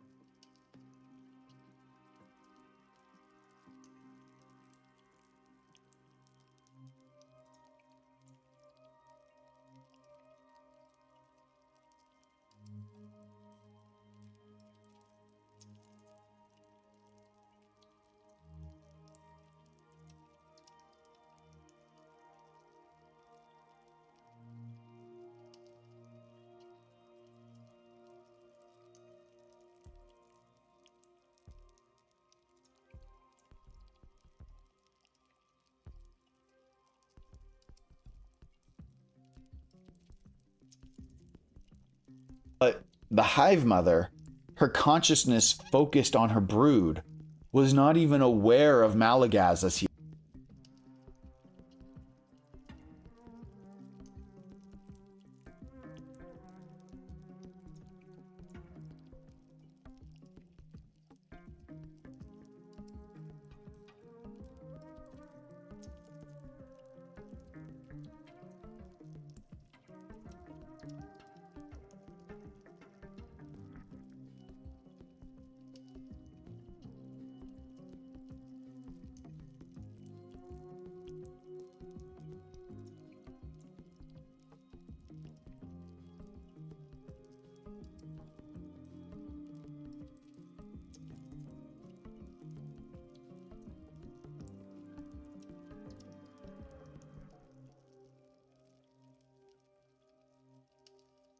her conscious,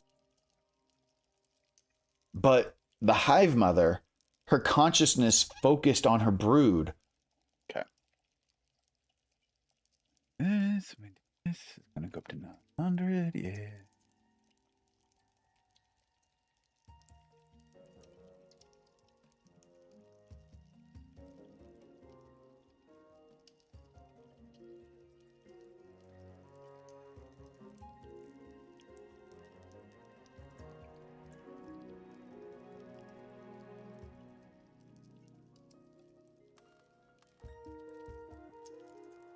It's true. But the hive mother, her consciousness focused on her brood, was not even aware of Malagaz as he approached.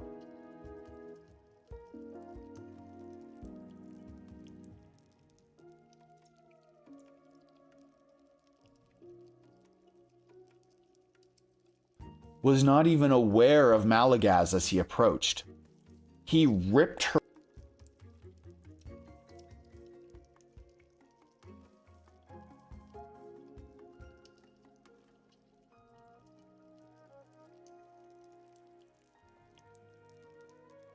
Was not even aware of Malagaz as he approached. He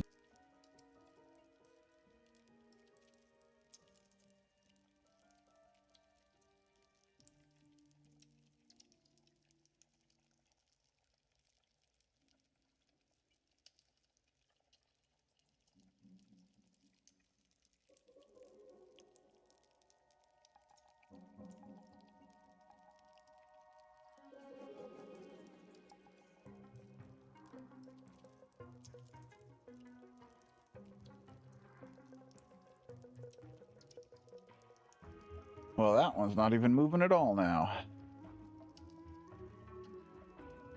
I can fix this.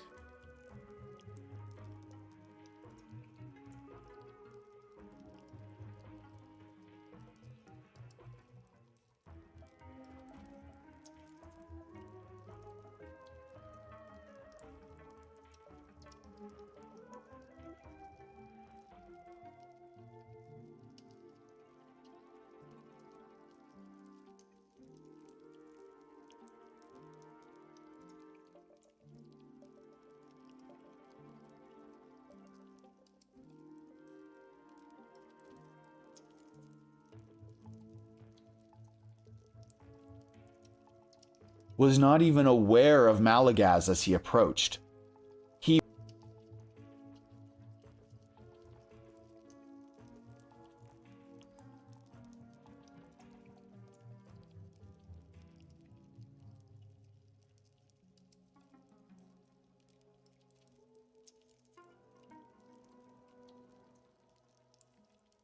He ripped her key.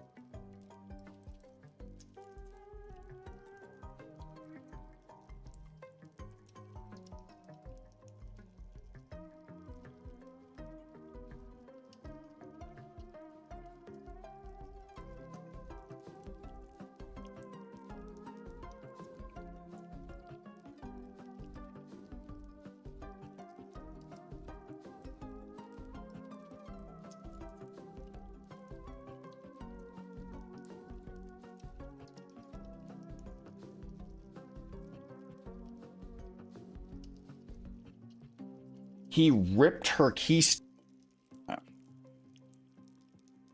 Oh. Okay, he ripped her keystone out. And then I need, where's my, do I have idle up? I don't know if I have idle up. I might not have idle up. Yeah, I've got idle down. Ooh, I don't have idle up. Okay. Well, gotta make idle up now. Save.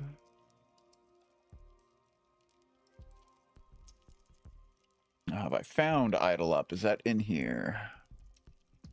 There's idle. There it is, idle up. Do I have the idle up special effects?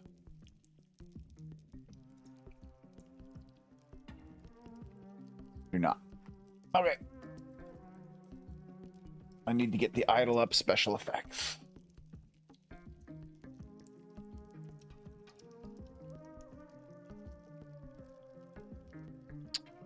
Let's grab those.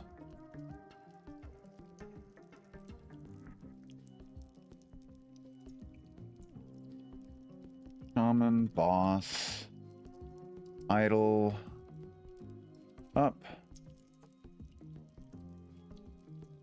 Wait, I need shaman, boss.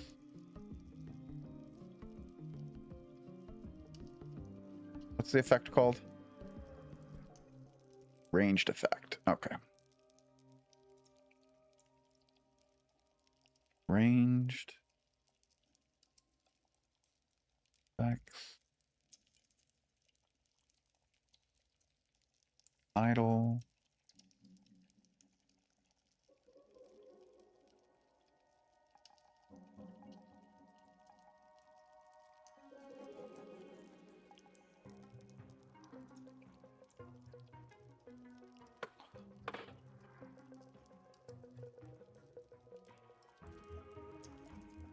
Up.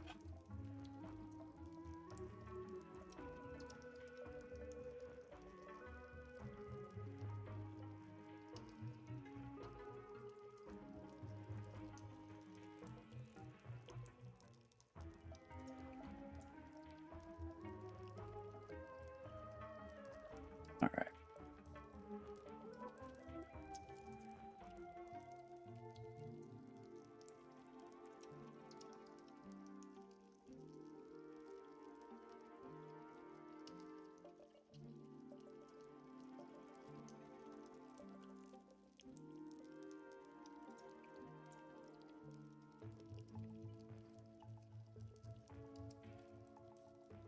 At least this one's relatively easy.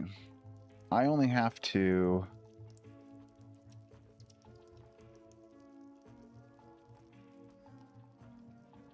It's the same animation. Yeah. So let's go and let's export PNG. Idle up. 1. All right. And we're done with that. Open. There's the flame. Idle up. Go. This one I do have to actually do everything on.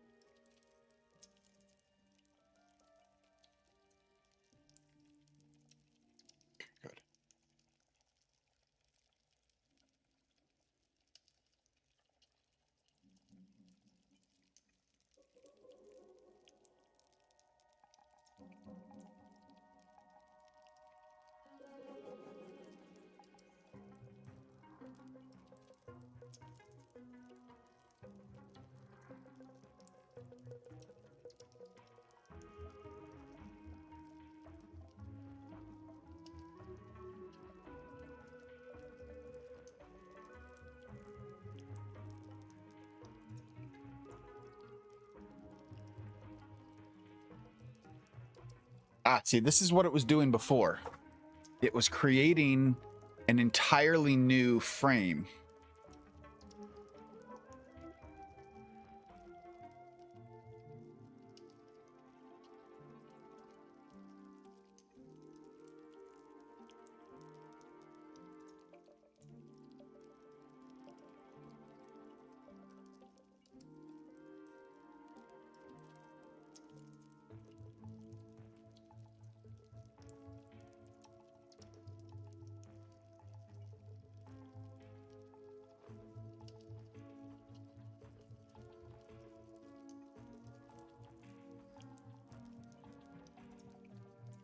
And I don't know why it does that sometimes, and other times it doesn't.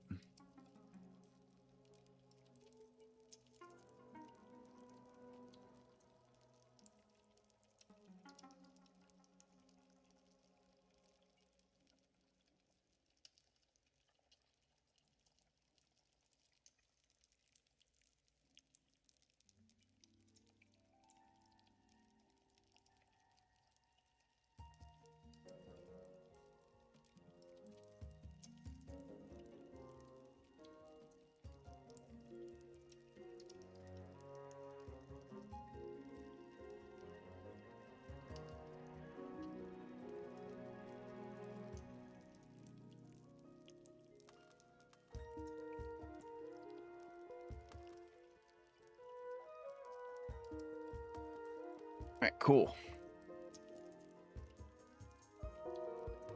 Let's export this. 100 or export. All right.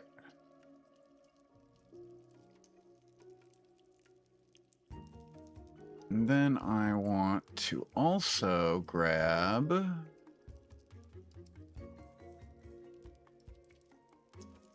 this one. And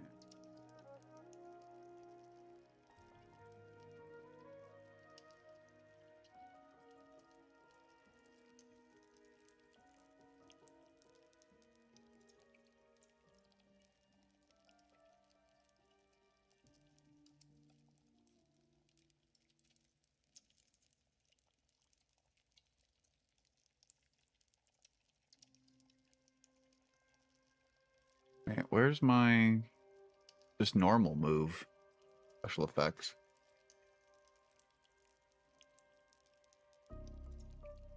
Maybe I don't. Ooh, I don't think I have those yet. Such an idiot. So many of these emotes and different things and various whatevers.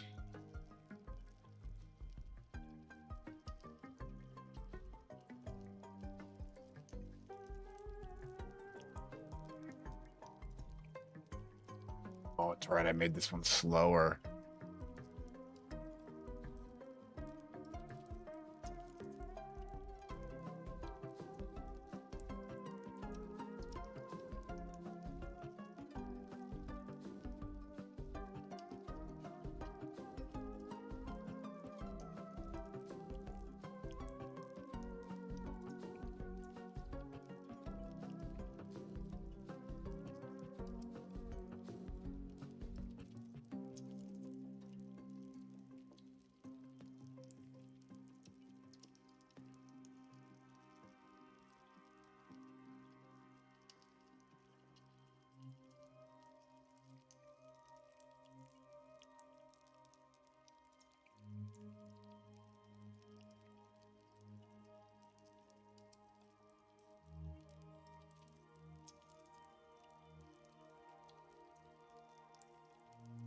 He ripped her key.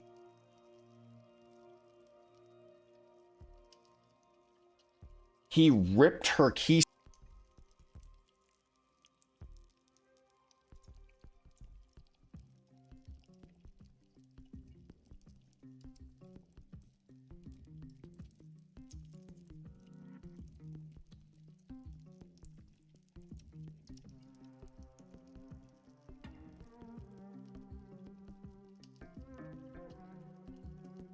And then fled.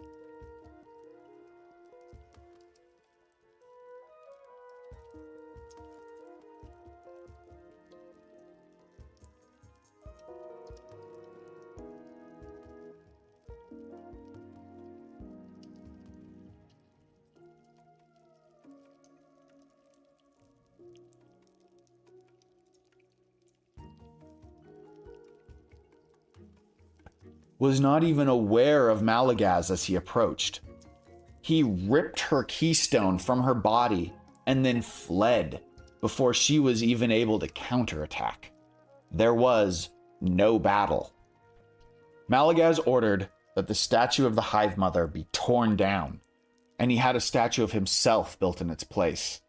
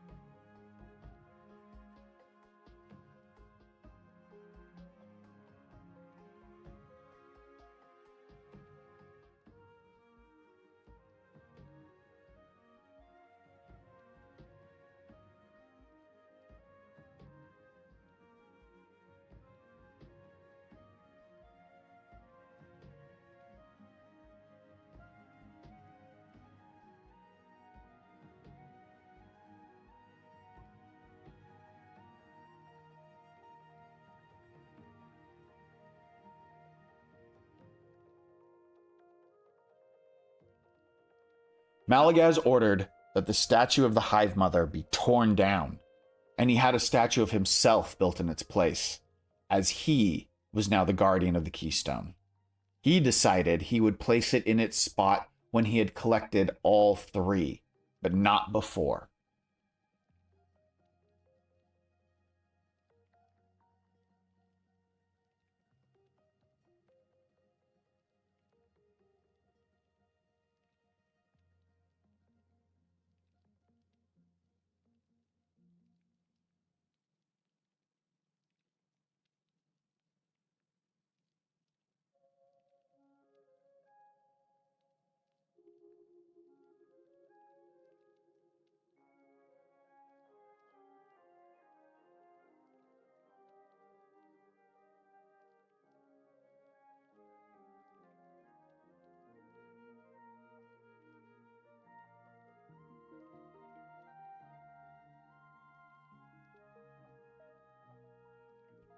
He decided he would place it in its spot when he had collected all three, but not before.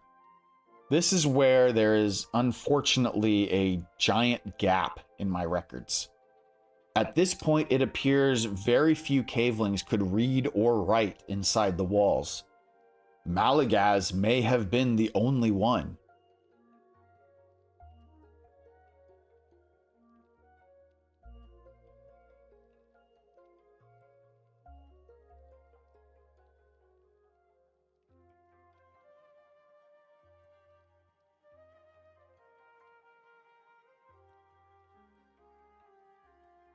I know that he intended to unite all three keystones and awaken the core, but he never did.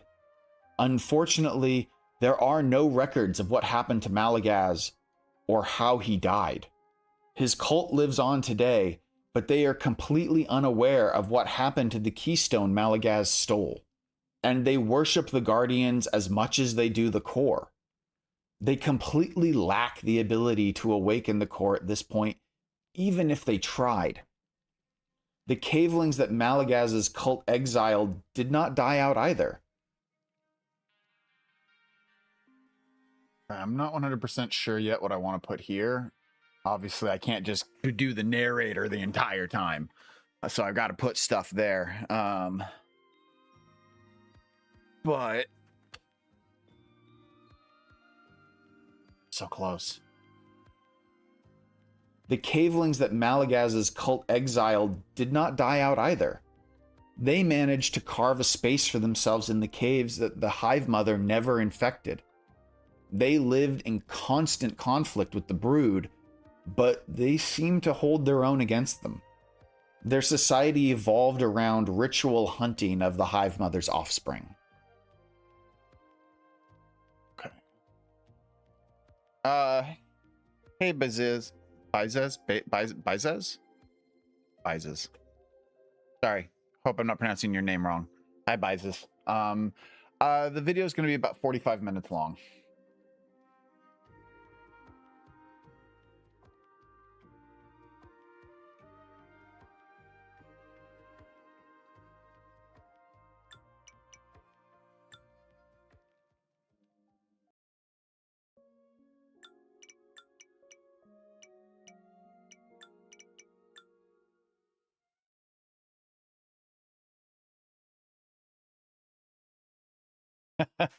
Yeah, I've been working on this video for a year and a half now, so it's definitely something that's been taking a long time for me to get done. Yeah, I try to keep my videos to, like, especially the more complicated ones, into that 8 to 15 minute range too, whenever I can. There's just so much here. Okay, let's see here. I need to find some scenes.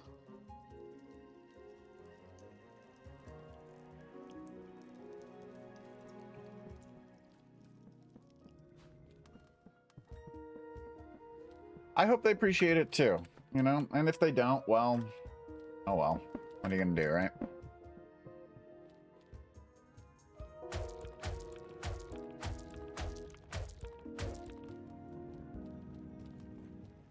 Come here, Aurora.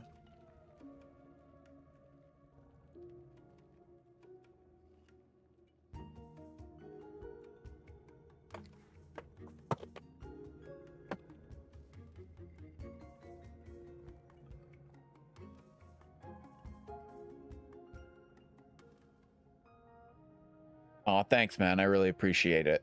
We're going to take a brief break so that we can enjoy some kitty pettings.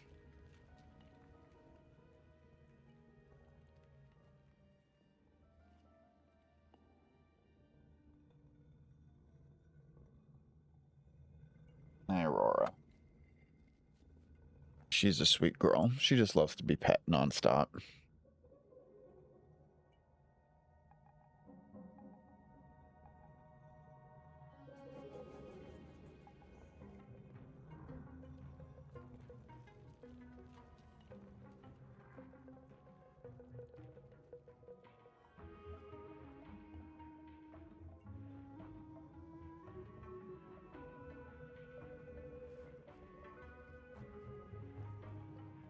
It's 11 pounds. Oh, wow. That's a big kitty. I don't know how much Aurora weighs, but it's probably only like 6 or 7 pounds, maybe 8 at the most. She's pretty lightweight. We've got this one outdoor cat who comes and goes. He's just starting to spend some time inside. And we call him Dorian. He's a big Russian blue. And he's got, I don't know how much he weighs, but it's got to be at least 20 pounds.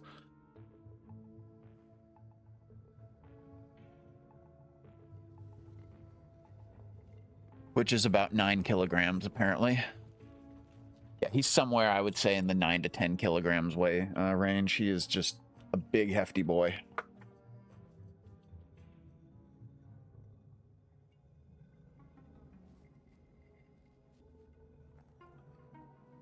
Oh, no, I feel you. If they got surgery, you got to lock them down. Oh, yeah, absolutely. I had 3 cats for many, many years. Well, 2 cats for many, many years. Well over a decade, almost 2 decades, that were indoor only. And then I got a 3rd cat, and he was an indoor-outdoor because he was a stray. And all 3 of those cats have since passed away. And I currently have about 3 to 4, because Dorian, I don't really know if I count him yet. But we've got at least 3, upwards of 4 more that are they're all indoor outdoor because they were all strays.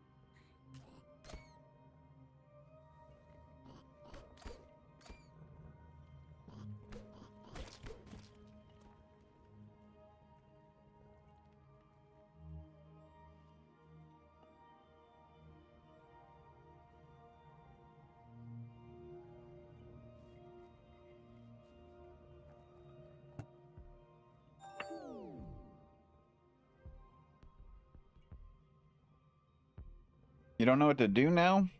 Well, I guess it depends on how you play the game, man. If you like, I've noticed a lot of people, and I'm not saying anything bad about it. I mean, everyone's got their own play styles. But I found that a lot of people who, especially those who come from like Minecraft and Terraria, especially Terraria players, tend to come into Core Keeper with a boss rush mentality, and they push through it pretty fast. And then they're like, what the fuck am I supposed to do next? What I tend to recommend to people is to take your time. You know, because this is much more like, think of it as a much slower kind of game. Think of it more like Stardew Valley in that sense, where it's like you need to build out your farm, you need to decorate things, you need to automate stuff. You know, you're kind of building and expanding your whole world and things like that. And it's more of the survival crafting, or Minecraft, yeah, the survival crafting aspect.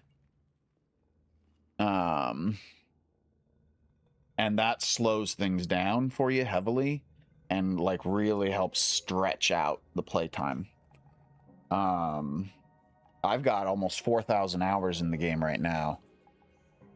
And I would say probably 90, well, most of it is because of recording, but most of the, yeah, I mean, I'm not quite at 4K, but I'm pretty close. Watch, I'm going to be still close to 3K. I'm going to look. We're going to find out how much have I played this game.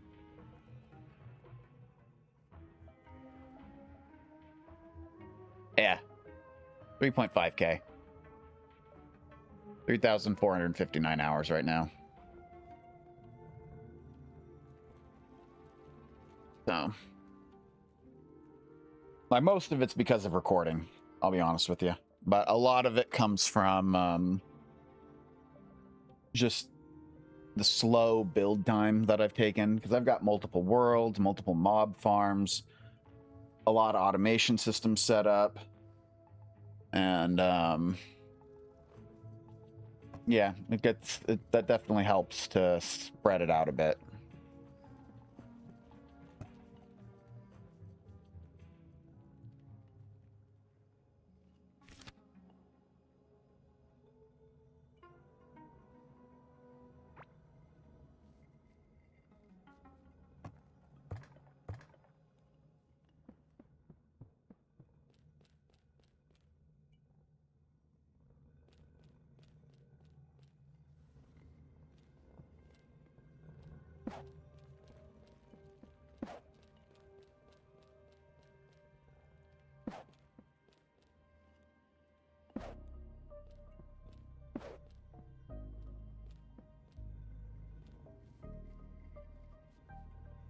Some of those Steam achievements can be a big pain in the butt to get to.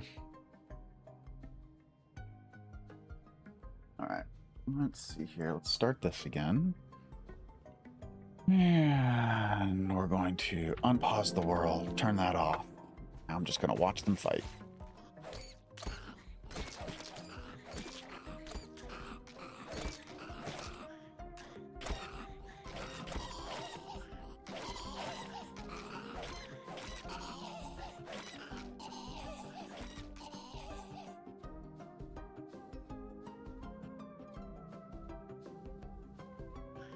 Okay. Now, let's see here. Do this. Pause the world again.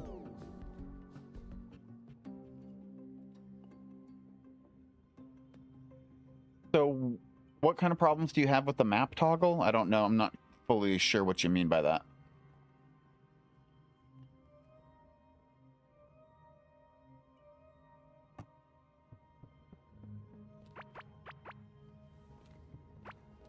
I'll be honest. I found also with Core Keeper the multiplayer aspect.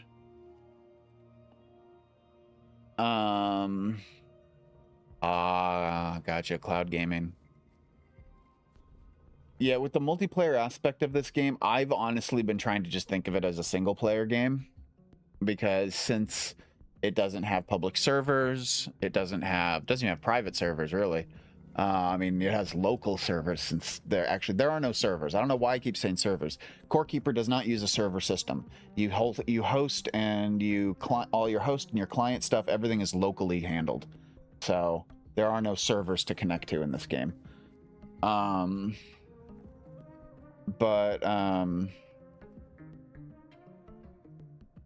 The way they kind of envisioned multiplayer was more of you invite your friends and you grab your friends and you and your friends are playing together, not so much you're gaming with strangers or you're just joining up into a random world where there's other people playing and you play with those random people. That was never really part of their vision. So I know that can be a bit of a culture shock for a lot of people that are more used to that. So usually what I recommend for people at that aspect is to try to just think of Core Keeper as a single player game instead. Unless you happen to have a whole bunch of friends who you can get into the game and get to play with you.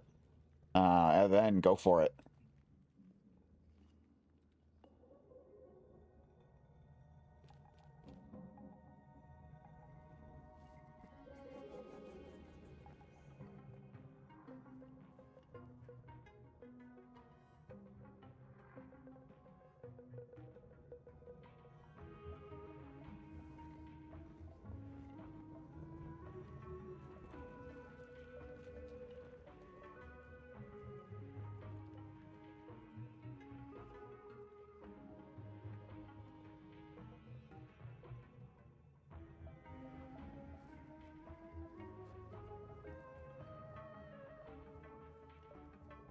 Yeah, this game is real popular in Asia.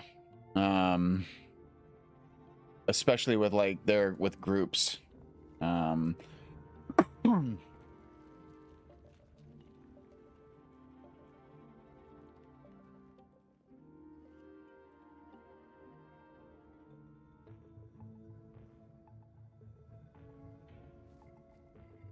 cavelings that Malagaz's cult exiled did not die out either. They managed to carve a space for themselves in the caves that the Hive Mother never infected. They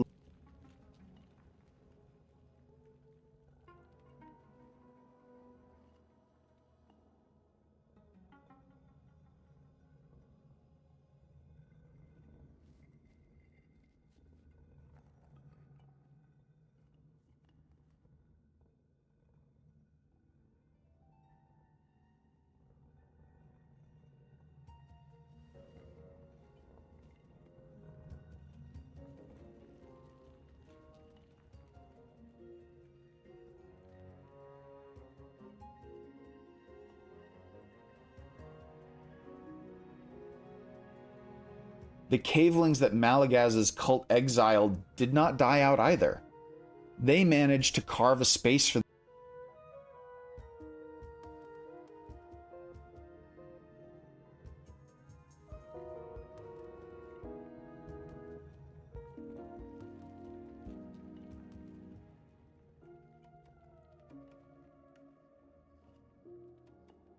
the cavelings that Malagaz's cult exiled did not die out either. They managed to carve a space for themselves in the caves that the Hive Mother never infected.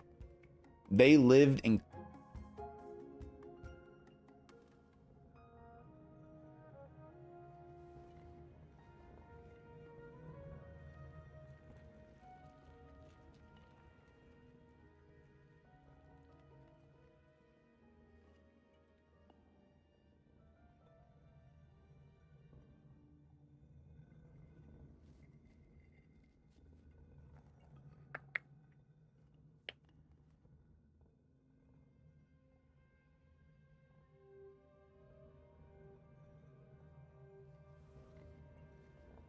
Mother never infected. They lived in constant conflict with the brood, but they seemed to hold their own against them. Their society evolved around ritual hunting of the Hive Mother's offspring.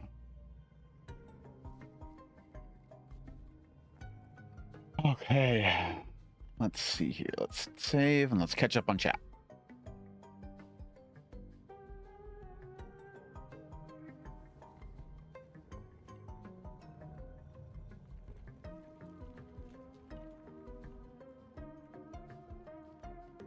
Anyways, you've been helping other people, like how to work things and that, but only if they ask for it. Yeah, no, I understand that. You had to go buy the PC version to help some friends. Chunks work in the same coordinates for anybody in the world. Yes. Yeah, I know. Isn't it, Kitsune, a good thing before the larva just completely destroyed them all? I know. I was actually thinking that, like, as I'm listening to that text go off, I was just like, oh, cool. I hope this ends before they kill the larva, kill all my freaking cavelings. Yeah, chunks work the same on chords for every world. Let me throw this up for you real quick. You can see this. CK map tool. I know if you're a console user, you can't use this. Come on, map tool. Oh my God. What's wrong with the map tool?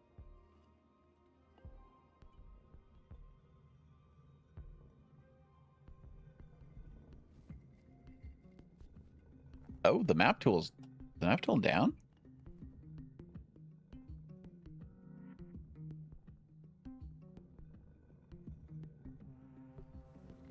Huh. The map tool site's down. Okay. Hold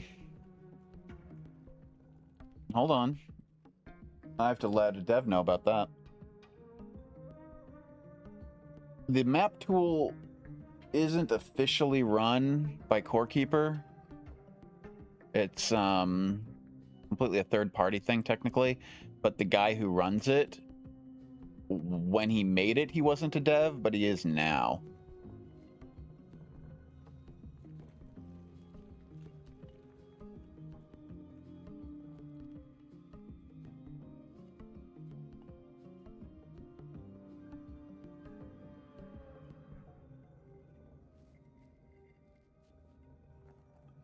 All right, I'll let him know. He's in Germany, so it could be a few hours before he sees it.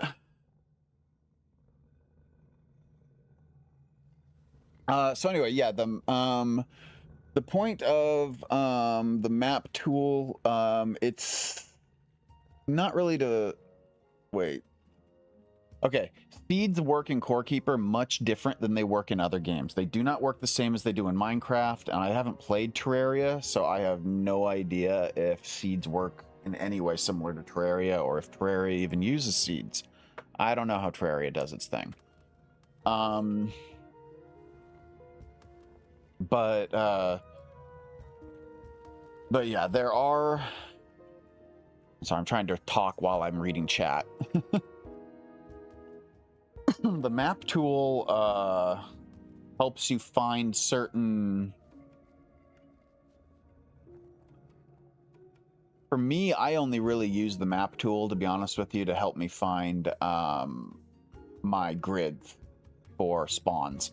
Because spawn chunks occur in, or spawn cells are 16 by 16 grids, and they're always in the same positions, no matter what world, no matter what seed. So,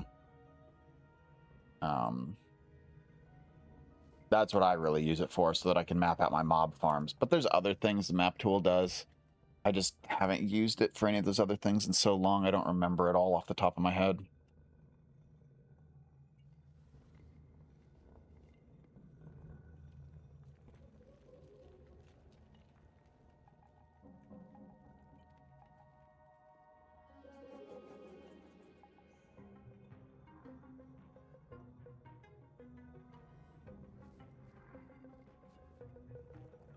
I'm reading chat. Sorry, guys, I suddenly got silent. Found any other weird besides radiation to kill the void cavelings? Yeah, drills work. If you check out, I think it's Knife Gun, Nifegun. I think Knife Gun has a video on how to make a void mob farm with drills.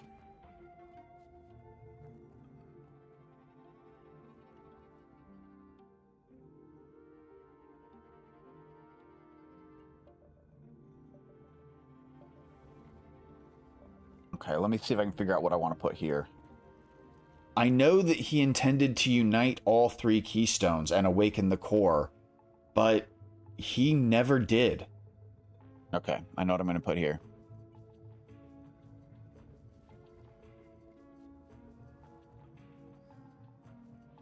Oh, yeah, the damage is ridiculously low if you use a drill. But it's also ridiculously low if you use radiation crystals too, because they're only taking 10 or 80 points of damage a tick. So, you know, it's probably a little faster with the drills than with the radiation crystals. But the drills also block spawn, which can be annoying. But there are very good methods for using it's a trade-off. You know, you're either going to lose tiles for spawning, or you're going to be slower to kill enemies. It's this interesting little trade-off.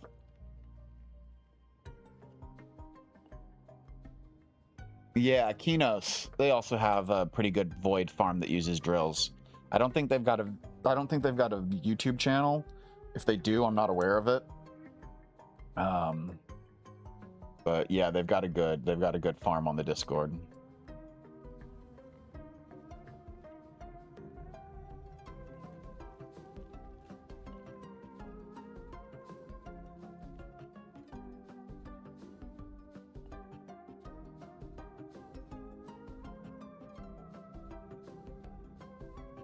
Okay.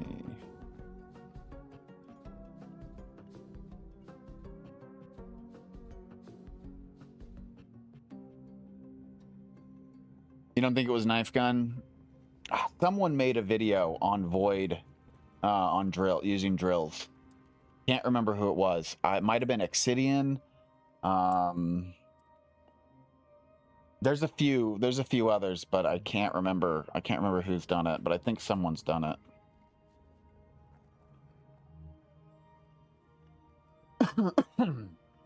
So when it comes to the map tool, there's two chunk sections. There's one for scenes and there's one for mob spawns.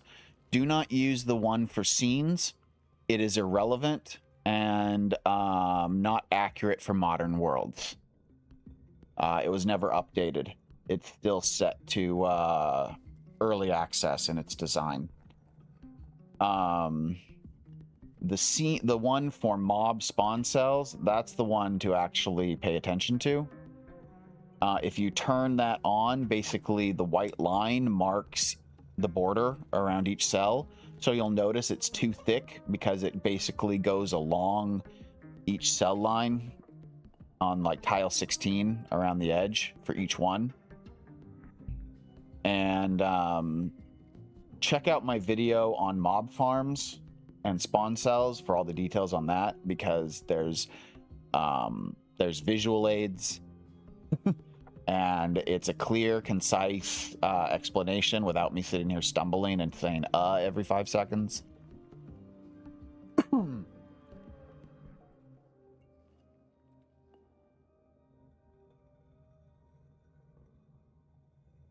Oh, fuck, I don't remember. I made it like 2 years ago.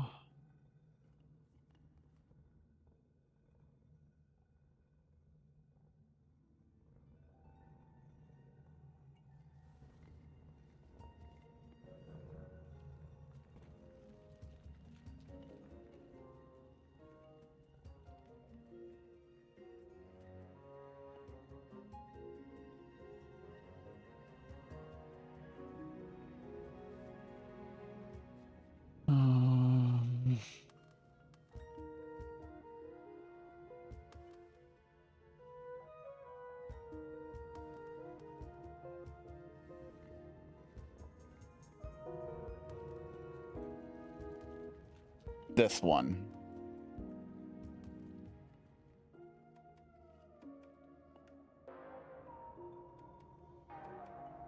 Mob farm spawn cells and spawn rates. So that will go over everything you need to know when it comes to that.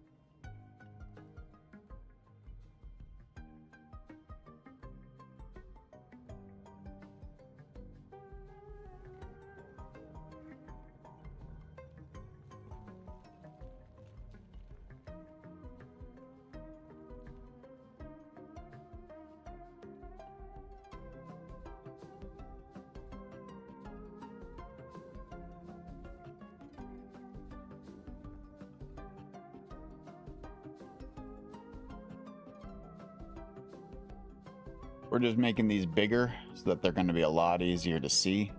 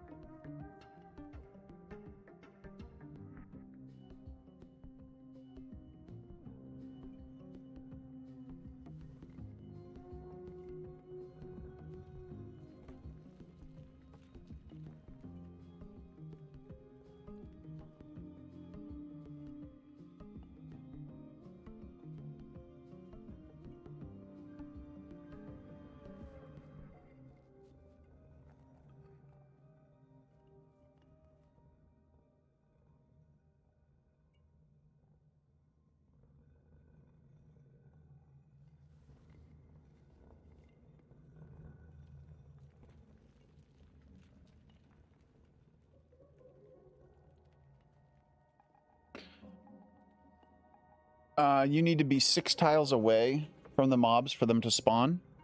And you cannot be further away than 208 tiles.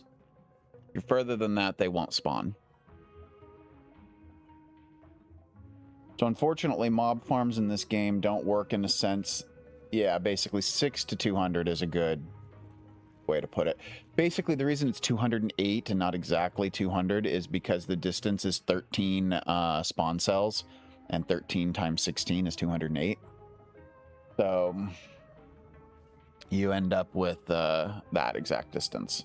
But yeah, 6 to 200 is pretty much what you want to go for. Also, best thing to understand when it comes to mobs in this game is the spawn rate is slow. Very, very, very, very, very slow. Very, very slow.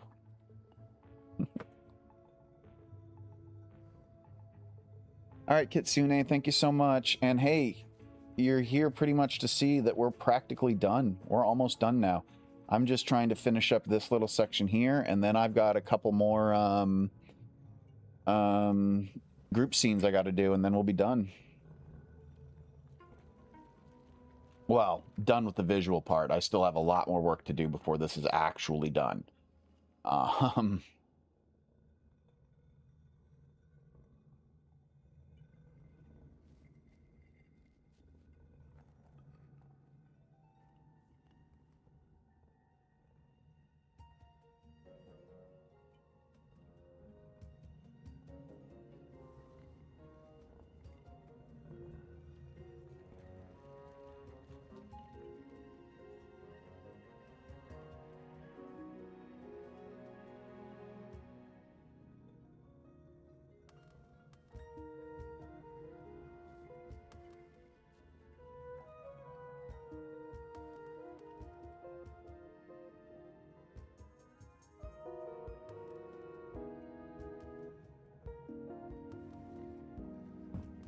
I know that he intended to unite all 3 keystones and awaken the core, but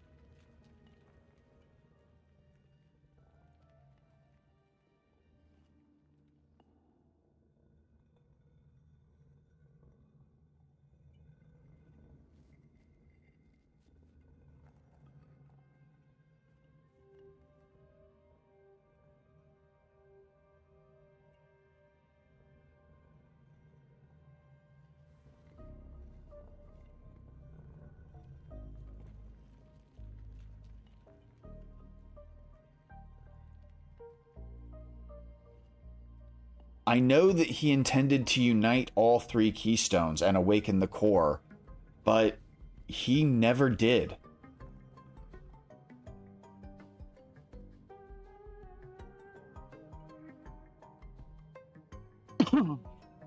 Unfortunately, there are no records of what happened to Malagaz or how he died.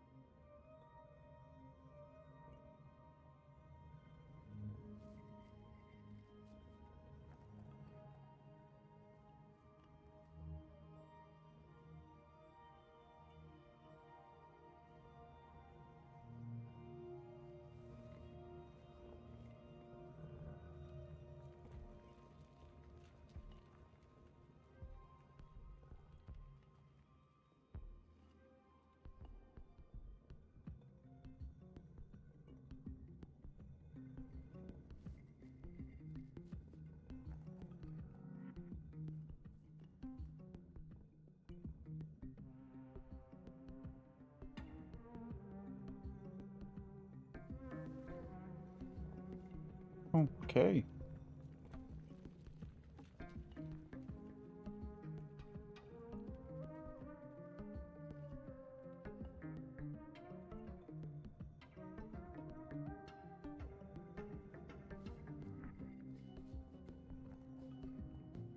I found scraps of ruined. Okay.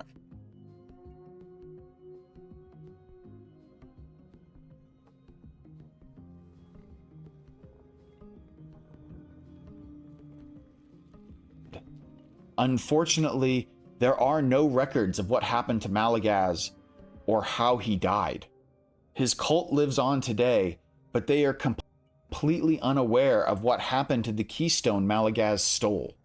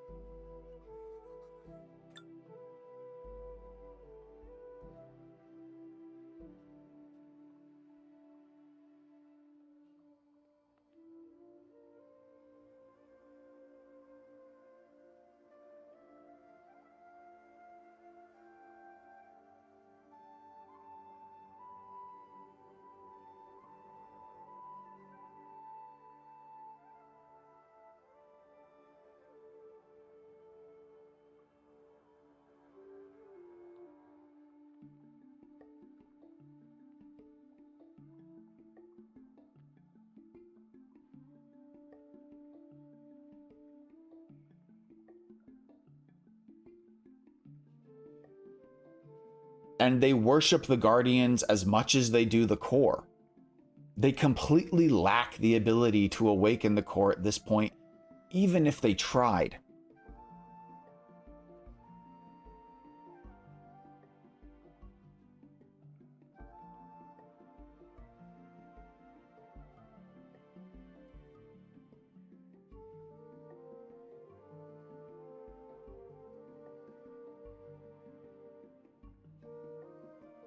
Sorry, I haven't really been paying attention to chat for the last few minutes here, guys. I'm a little focused on this right now. So I do apologize. I will catch up. I see chat moving out of the corner of my eye, and I will catch up in a second. I will read your messages and respond.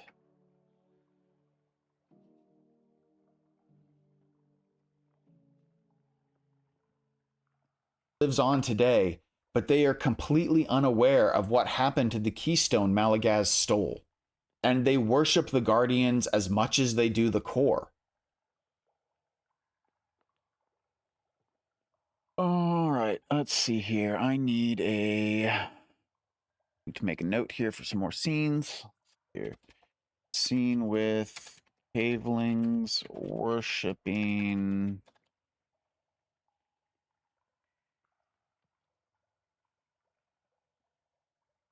at statues and core.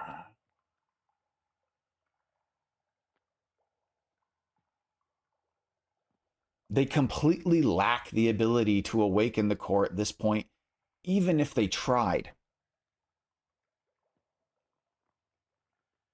All right, that's it. I'm down to just group scenes. All right, I have a movie coming up. Hold on, I got to see what time this film is so that I'm not late. I'm going to see a movie with my wife this afternoon. Oh, what time is the movie? 3:50, okay. So I have about half an hour. All right, let me catch up on chat here real quick.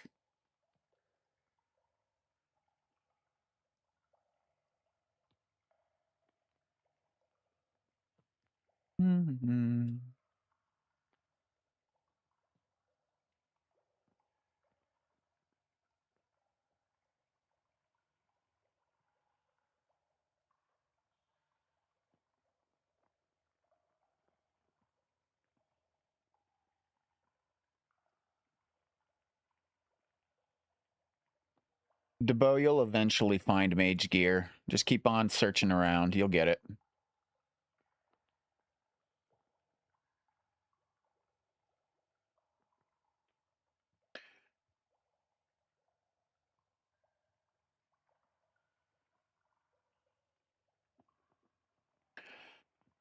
Mages definitely need a bit more upgrade, DeBo. And there's definitely a lot more that can be done, I feel like, for mage. You really can't craft mage gear.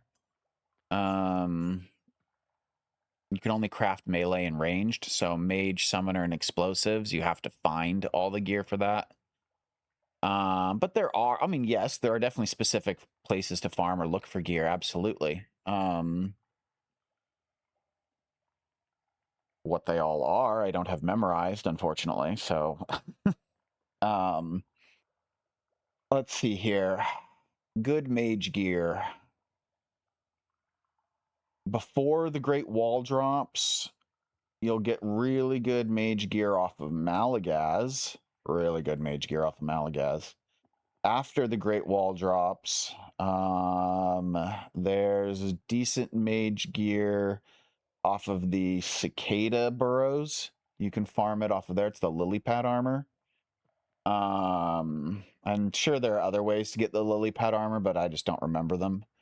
Then in the later on, if you go into the Sunken Sea, the best mage armor in the game is the Sorcerer set, and you get that in the Metropolises in the Sunken Sea.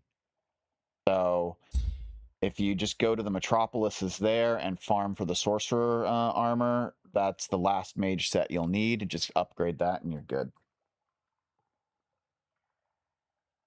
Oh, the best mage staff in the game drops off of bosses in the early game. So like Hive Mother, I think, may drop it, but Malagaz definitely drops it, and that's the Arcane Staff.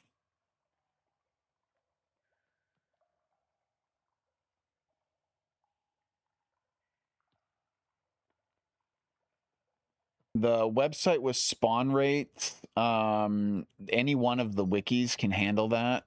There are 2 wiki pages. There's the Atma wiki, which is this, the Core Keeper Atma. And this one is more up to date when it comes to items. So if you need info on like spawn rates, gear drops, boss information, stuff like that for like mobs and gear, the Atma is the best for that. It's got all the info you need. Click on the item. It gives you the drop rates, where they come from, all the stuff that you need. Now, when it comes to things like scene information or mechanics, like game mechanics, behind the scenes stuff, The fandom wiki here is better for that. There's a lot more of that information fleshed out here in the fandom wiki, but no one has been updating the fandom wiki, so a lot of the gear stuff is behind. They haven't updated it fully. So really you need both wikis to be able to get a decent amount of information, or to get all the information you would need if you're using wikis for info. But to my knowledge, the fandom wiki is not even being updated, or if it is, it's being updated ridiculously slowly right now.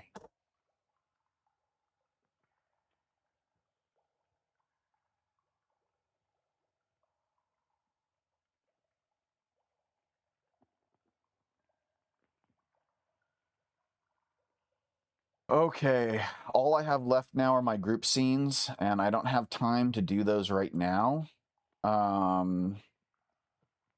So I've got to let some people know so that I can get some people in and we can do some group scenes. I'll see if I can do that tomorrow. So if you're interested in participating, I guess, and being part of the being part of the video, I'm gonna try to get these group scenes done tomorrow. You do have to be on PC. You do have to be willing to play around with mods, because you're gonna need a few mods to be able to do what I'll need you to do. So, all right, guys, we at this point, I have done like 90% of this. Almost everything I'm worried about from a visual standpoint is done. I just have to add in these last few scenes here. Then I have to do a VFX path, where I go and I fix a bunch of things. I add in some special effects. I've got a couple of scenes like this one right here. Once it loads, anything that I've marked in red is something I have to come back and fix some graphical stuff for it, because I'll bet you my character's visible. Oh, I haven't changed these. So in these red ones, it usually means I've got some person or something I have to edit out of the scene. So I'm sure I've still got a few of them here and there.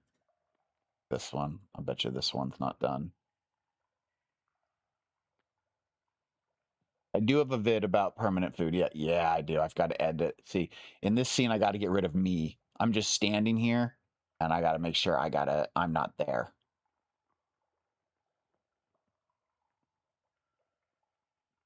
Heck, maybe I can just re-record this. I can just now that I've got a better camera, because when I recorded this originally, I didn't have access to the dev console,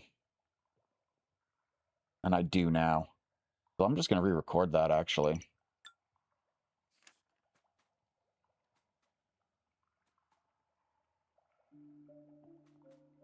All right, where's a challenge arena? Challenge arena, challenge arena. Here's one.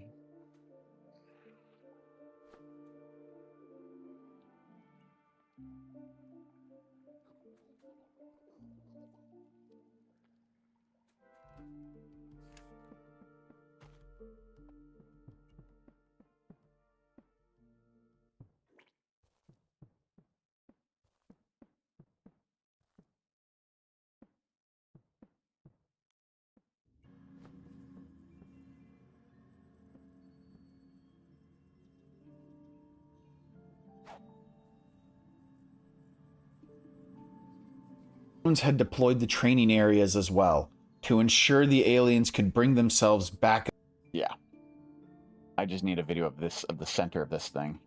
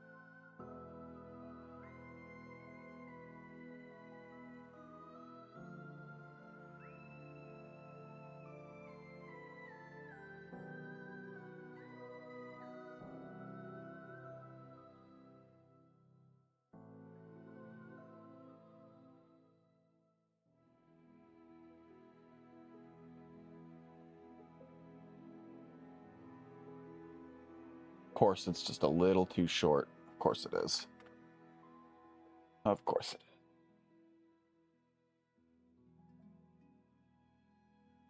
Duration 90. That gets me almost there. Duration. There we go.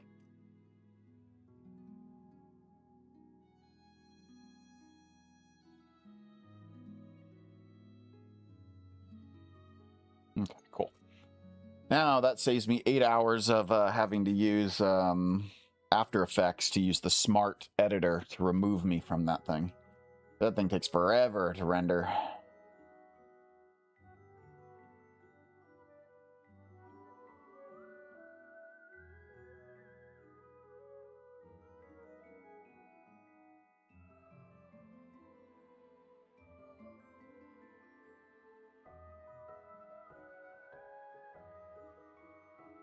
Yep. All right. So yeah, just need to do the visual effects pass, because I definitely know I have a few special effects I have to add to it, and then I've got to do audio. And tomorrow we will do the group stuff. So I'm gonna go ahead and do a raid for those of you who are on Twitch. Stick around, Twitch people. Let's see who we can raid. Anyone interesting worth raiding today? Yeah, it's Raid Gizmo. I like raiding Gizmo.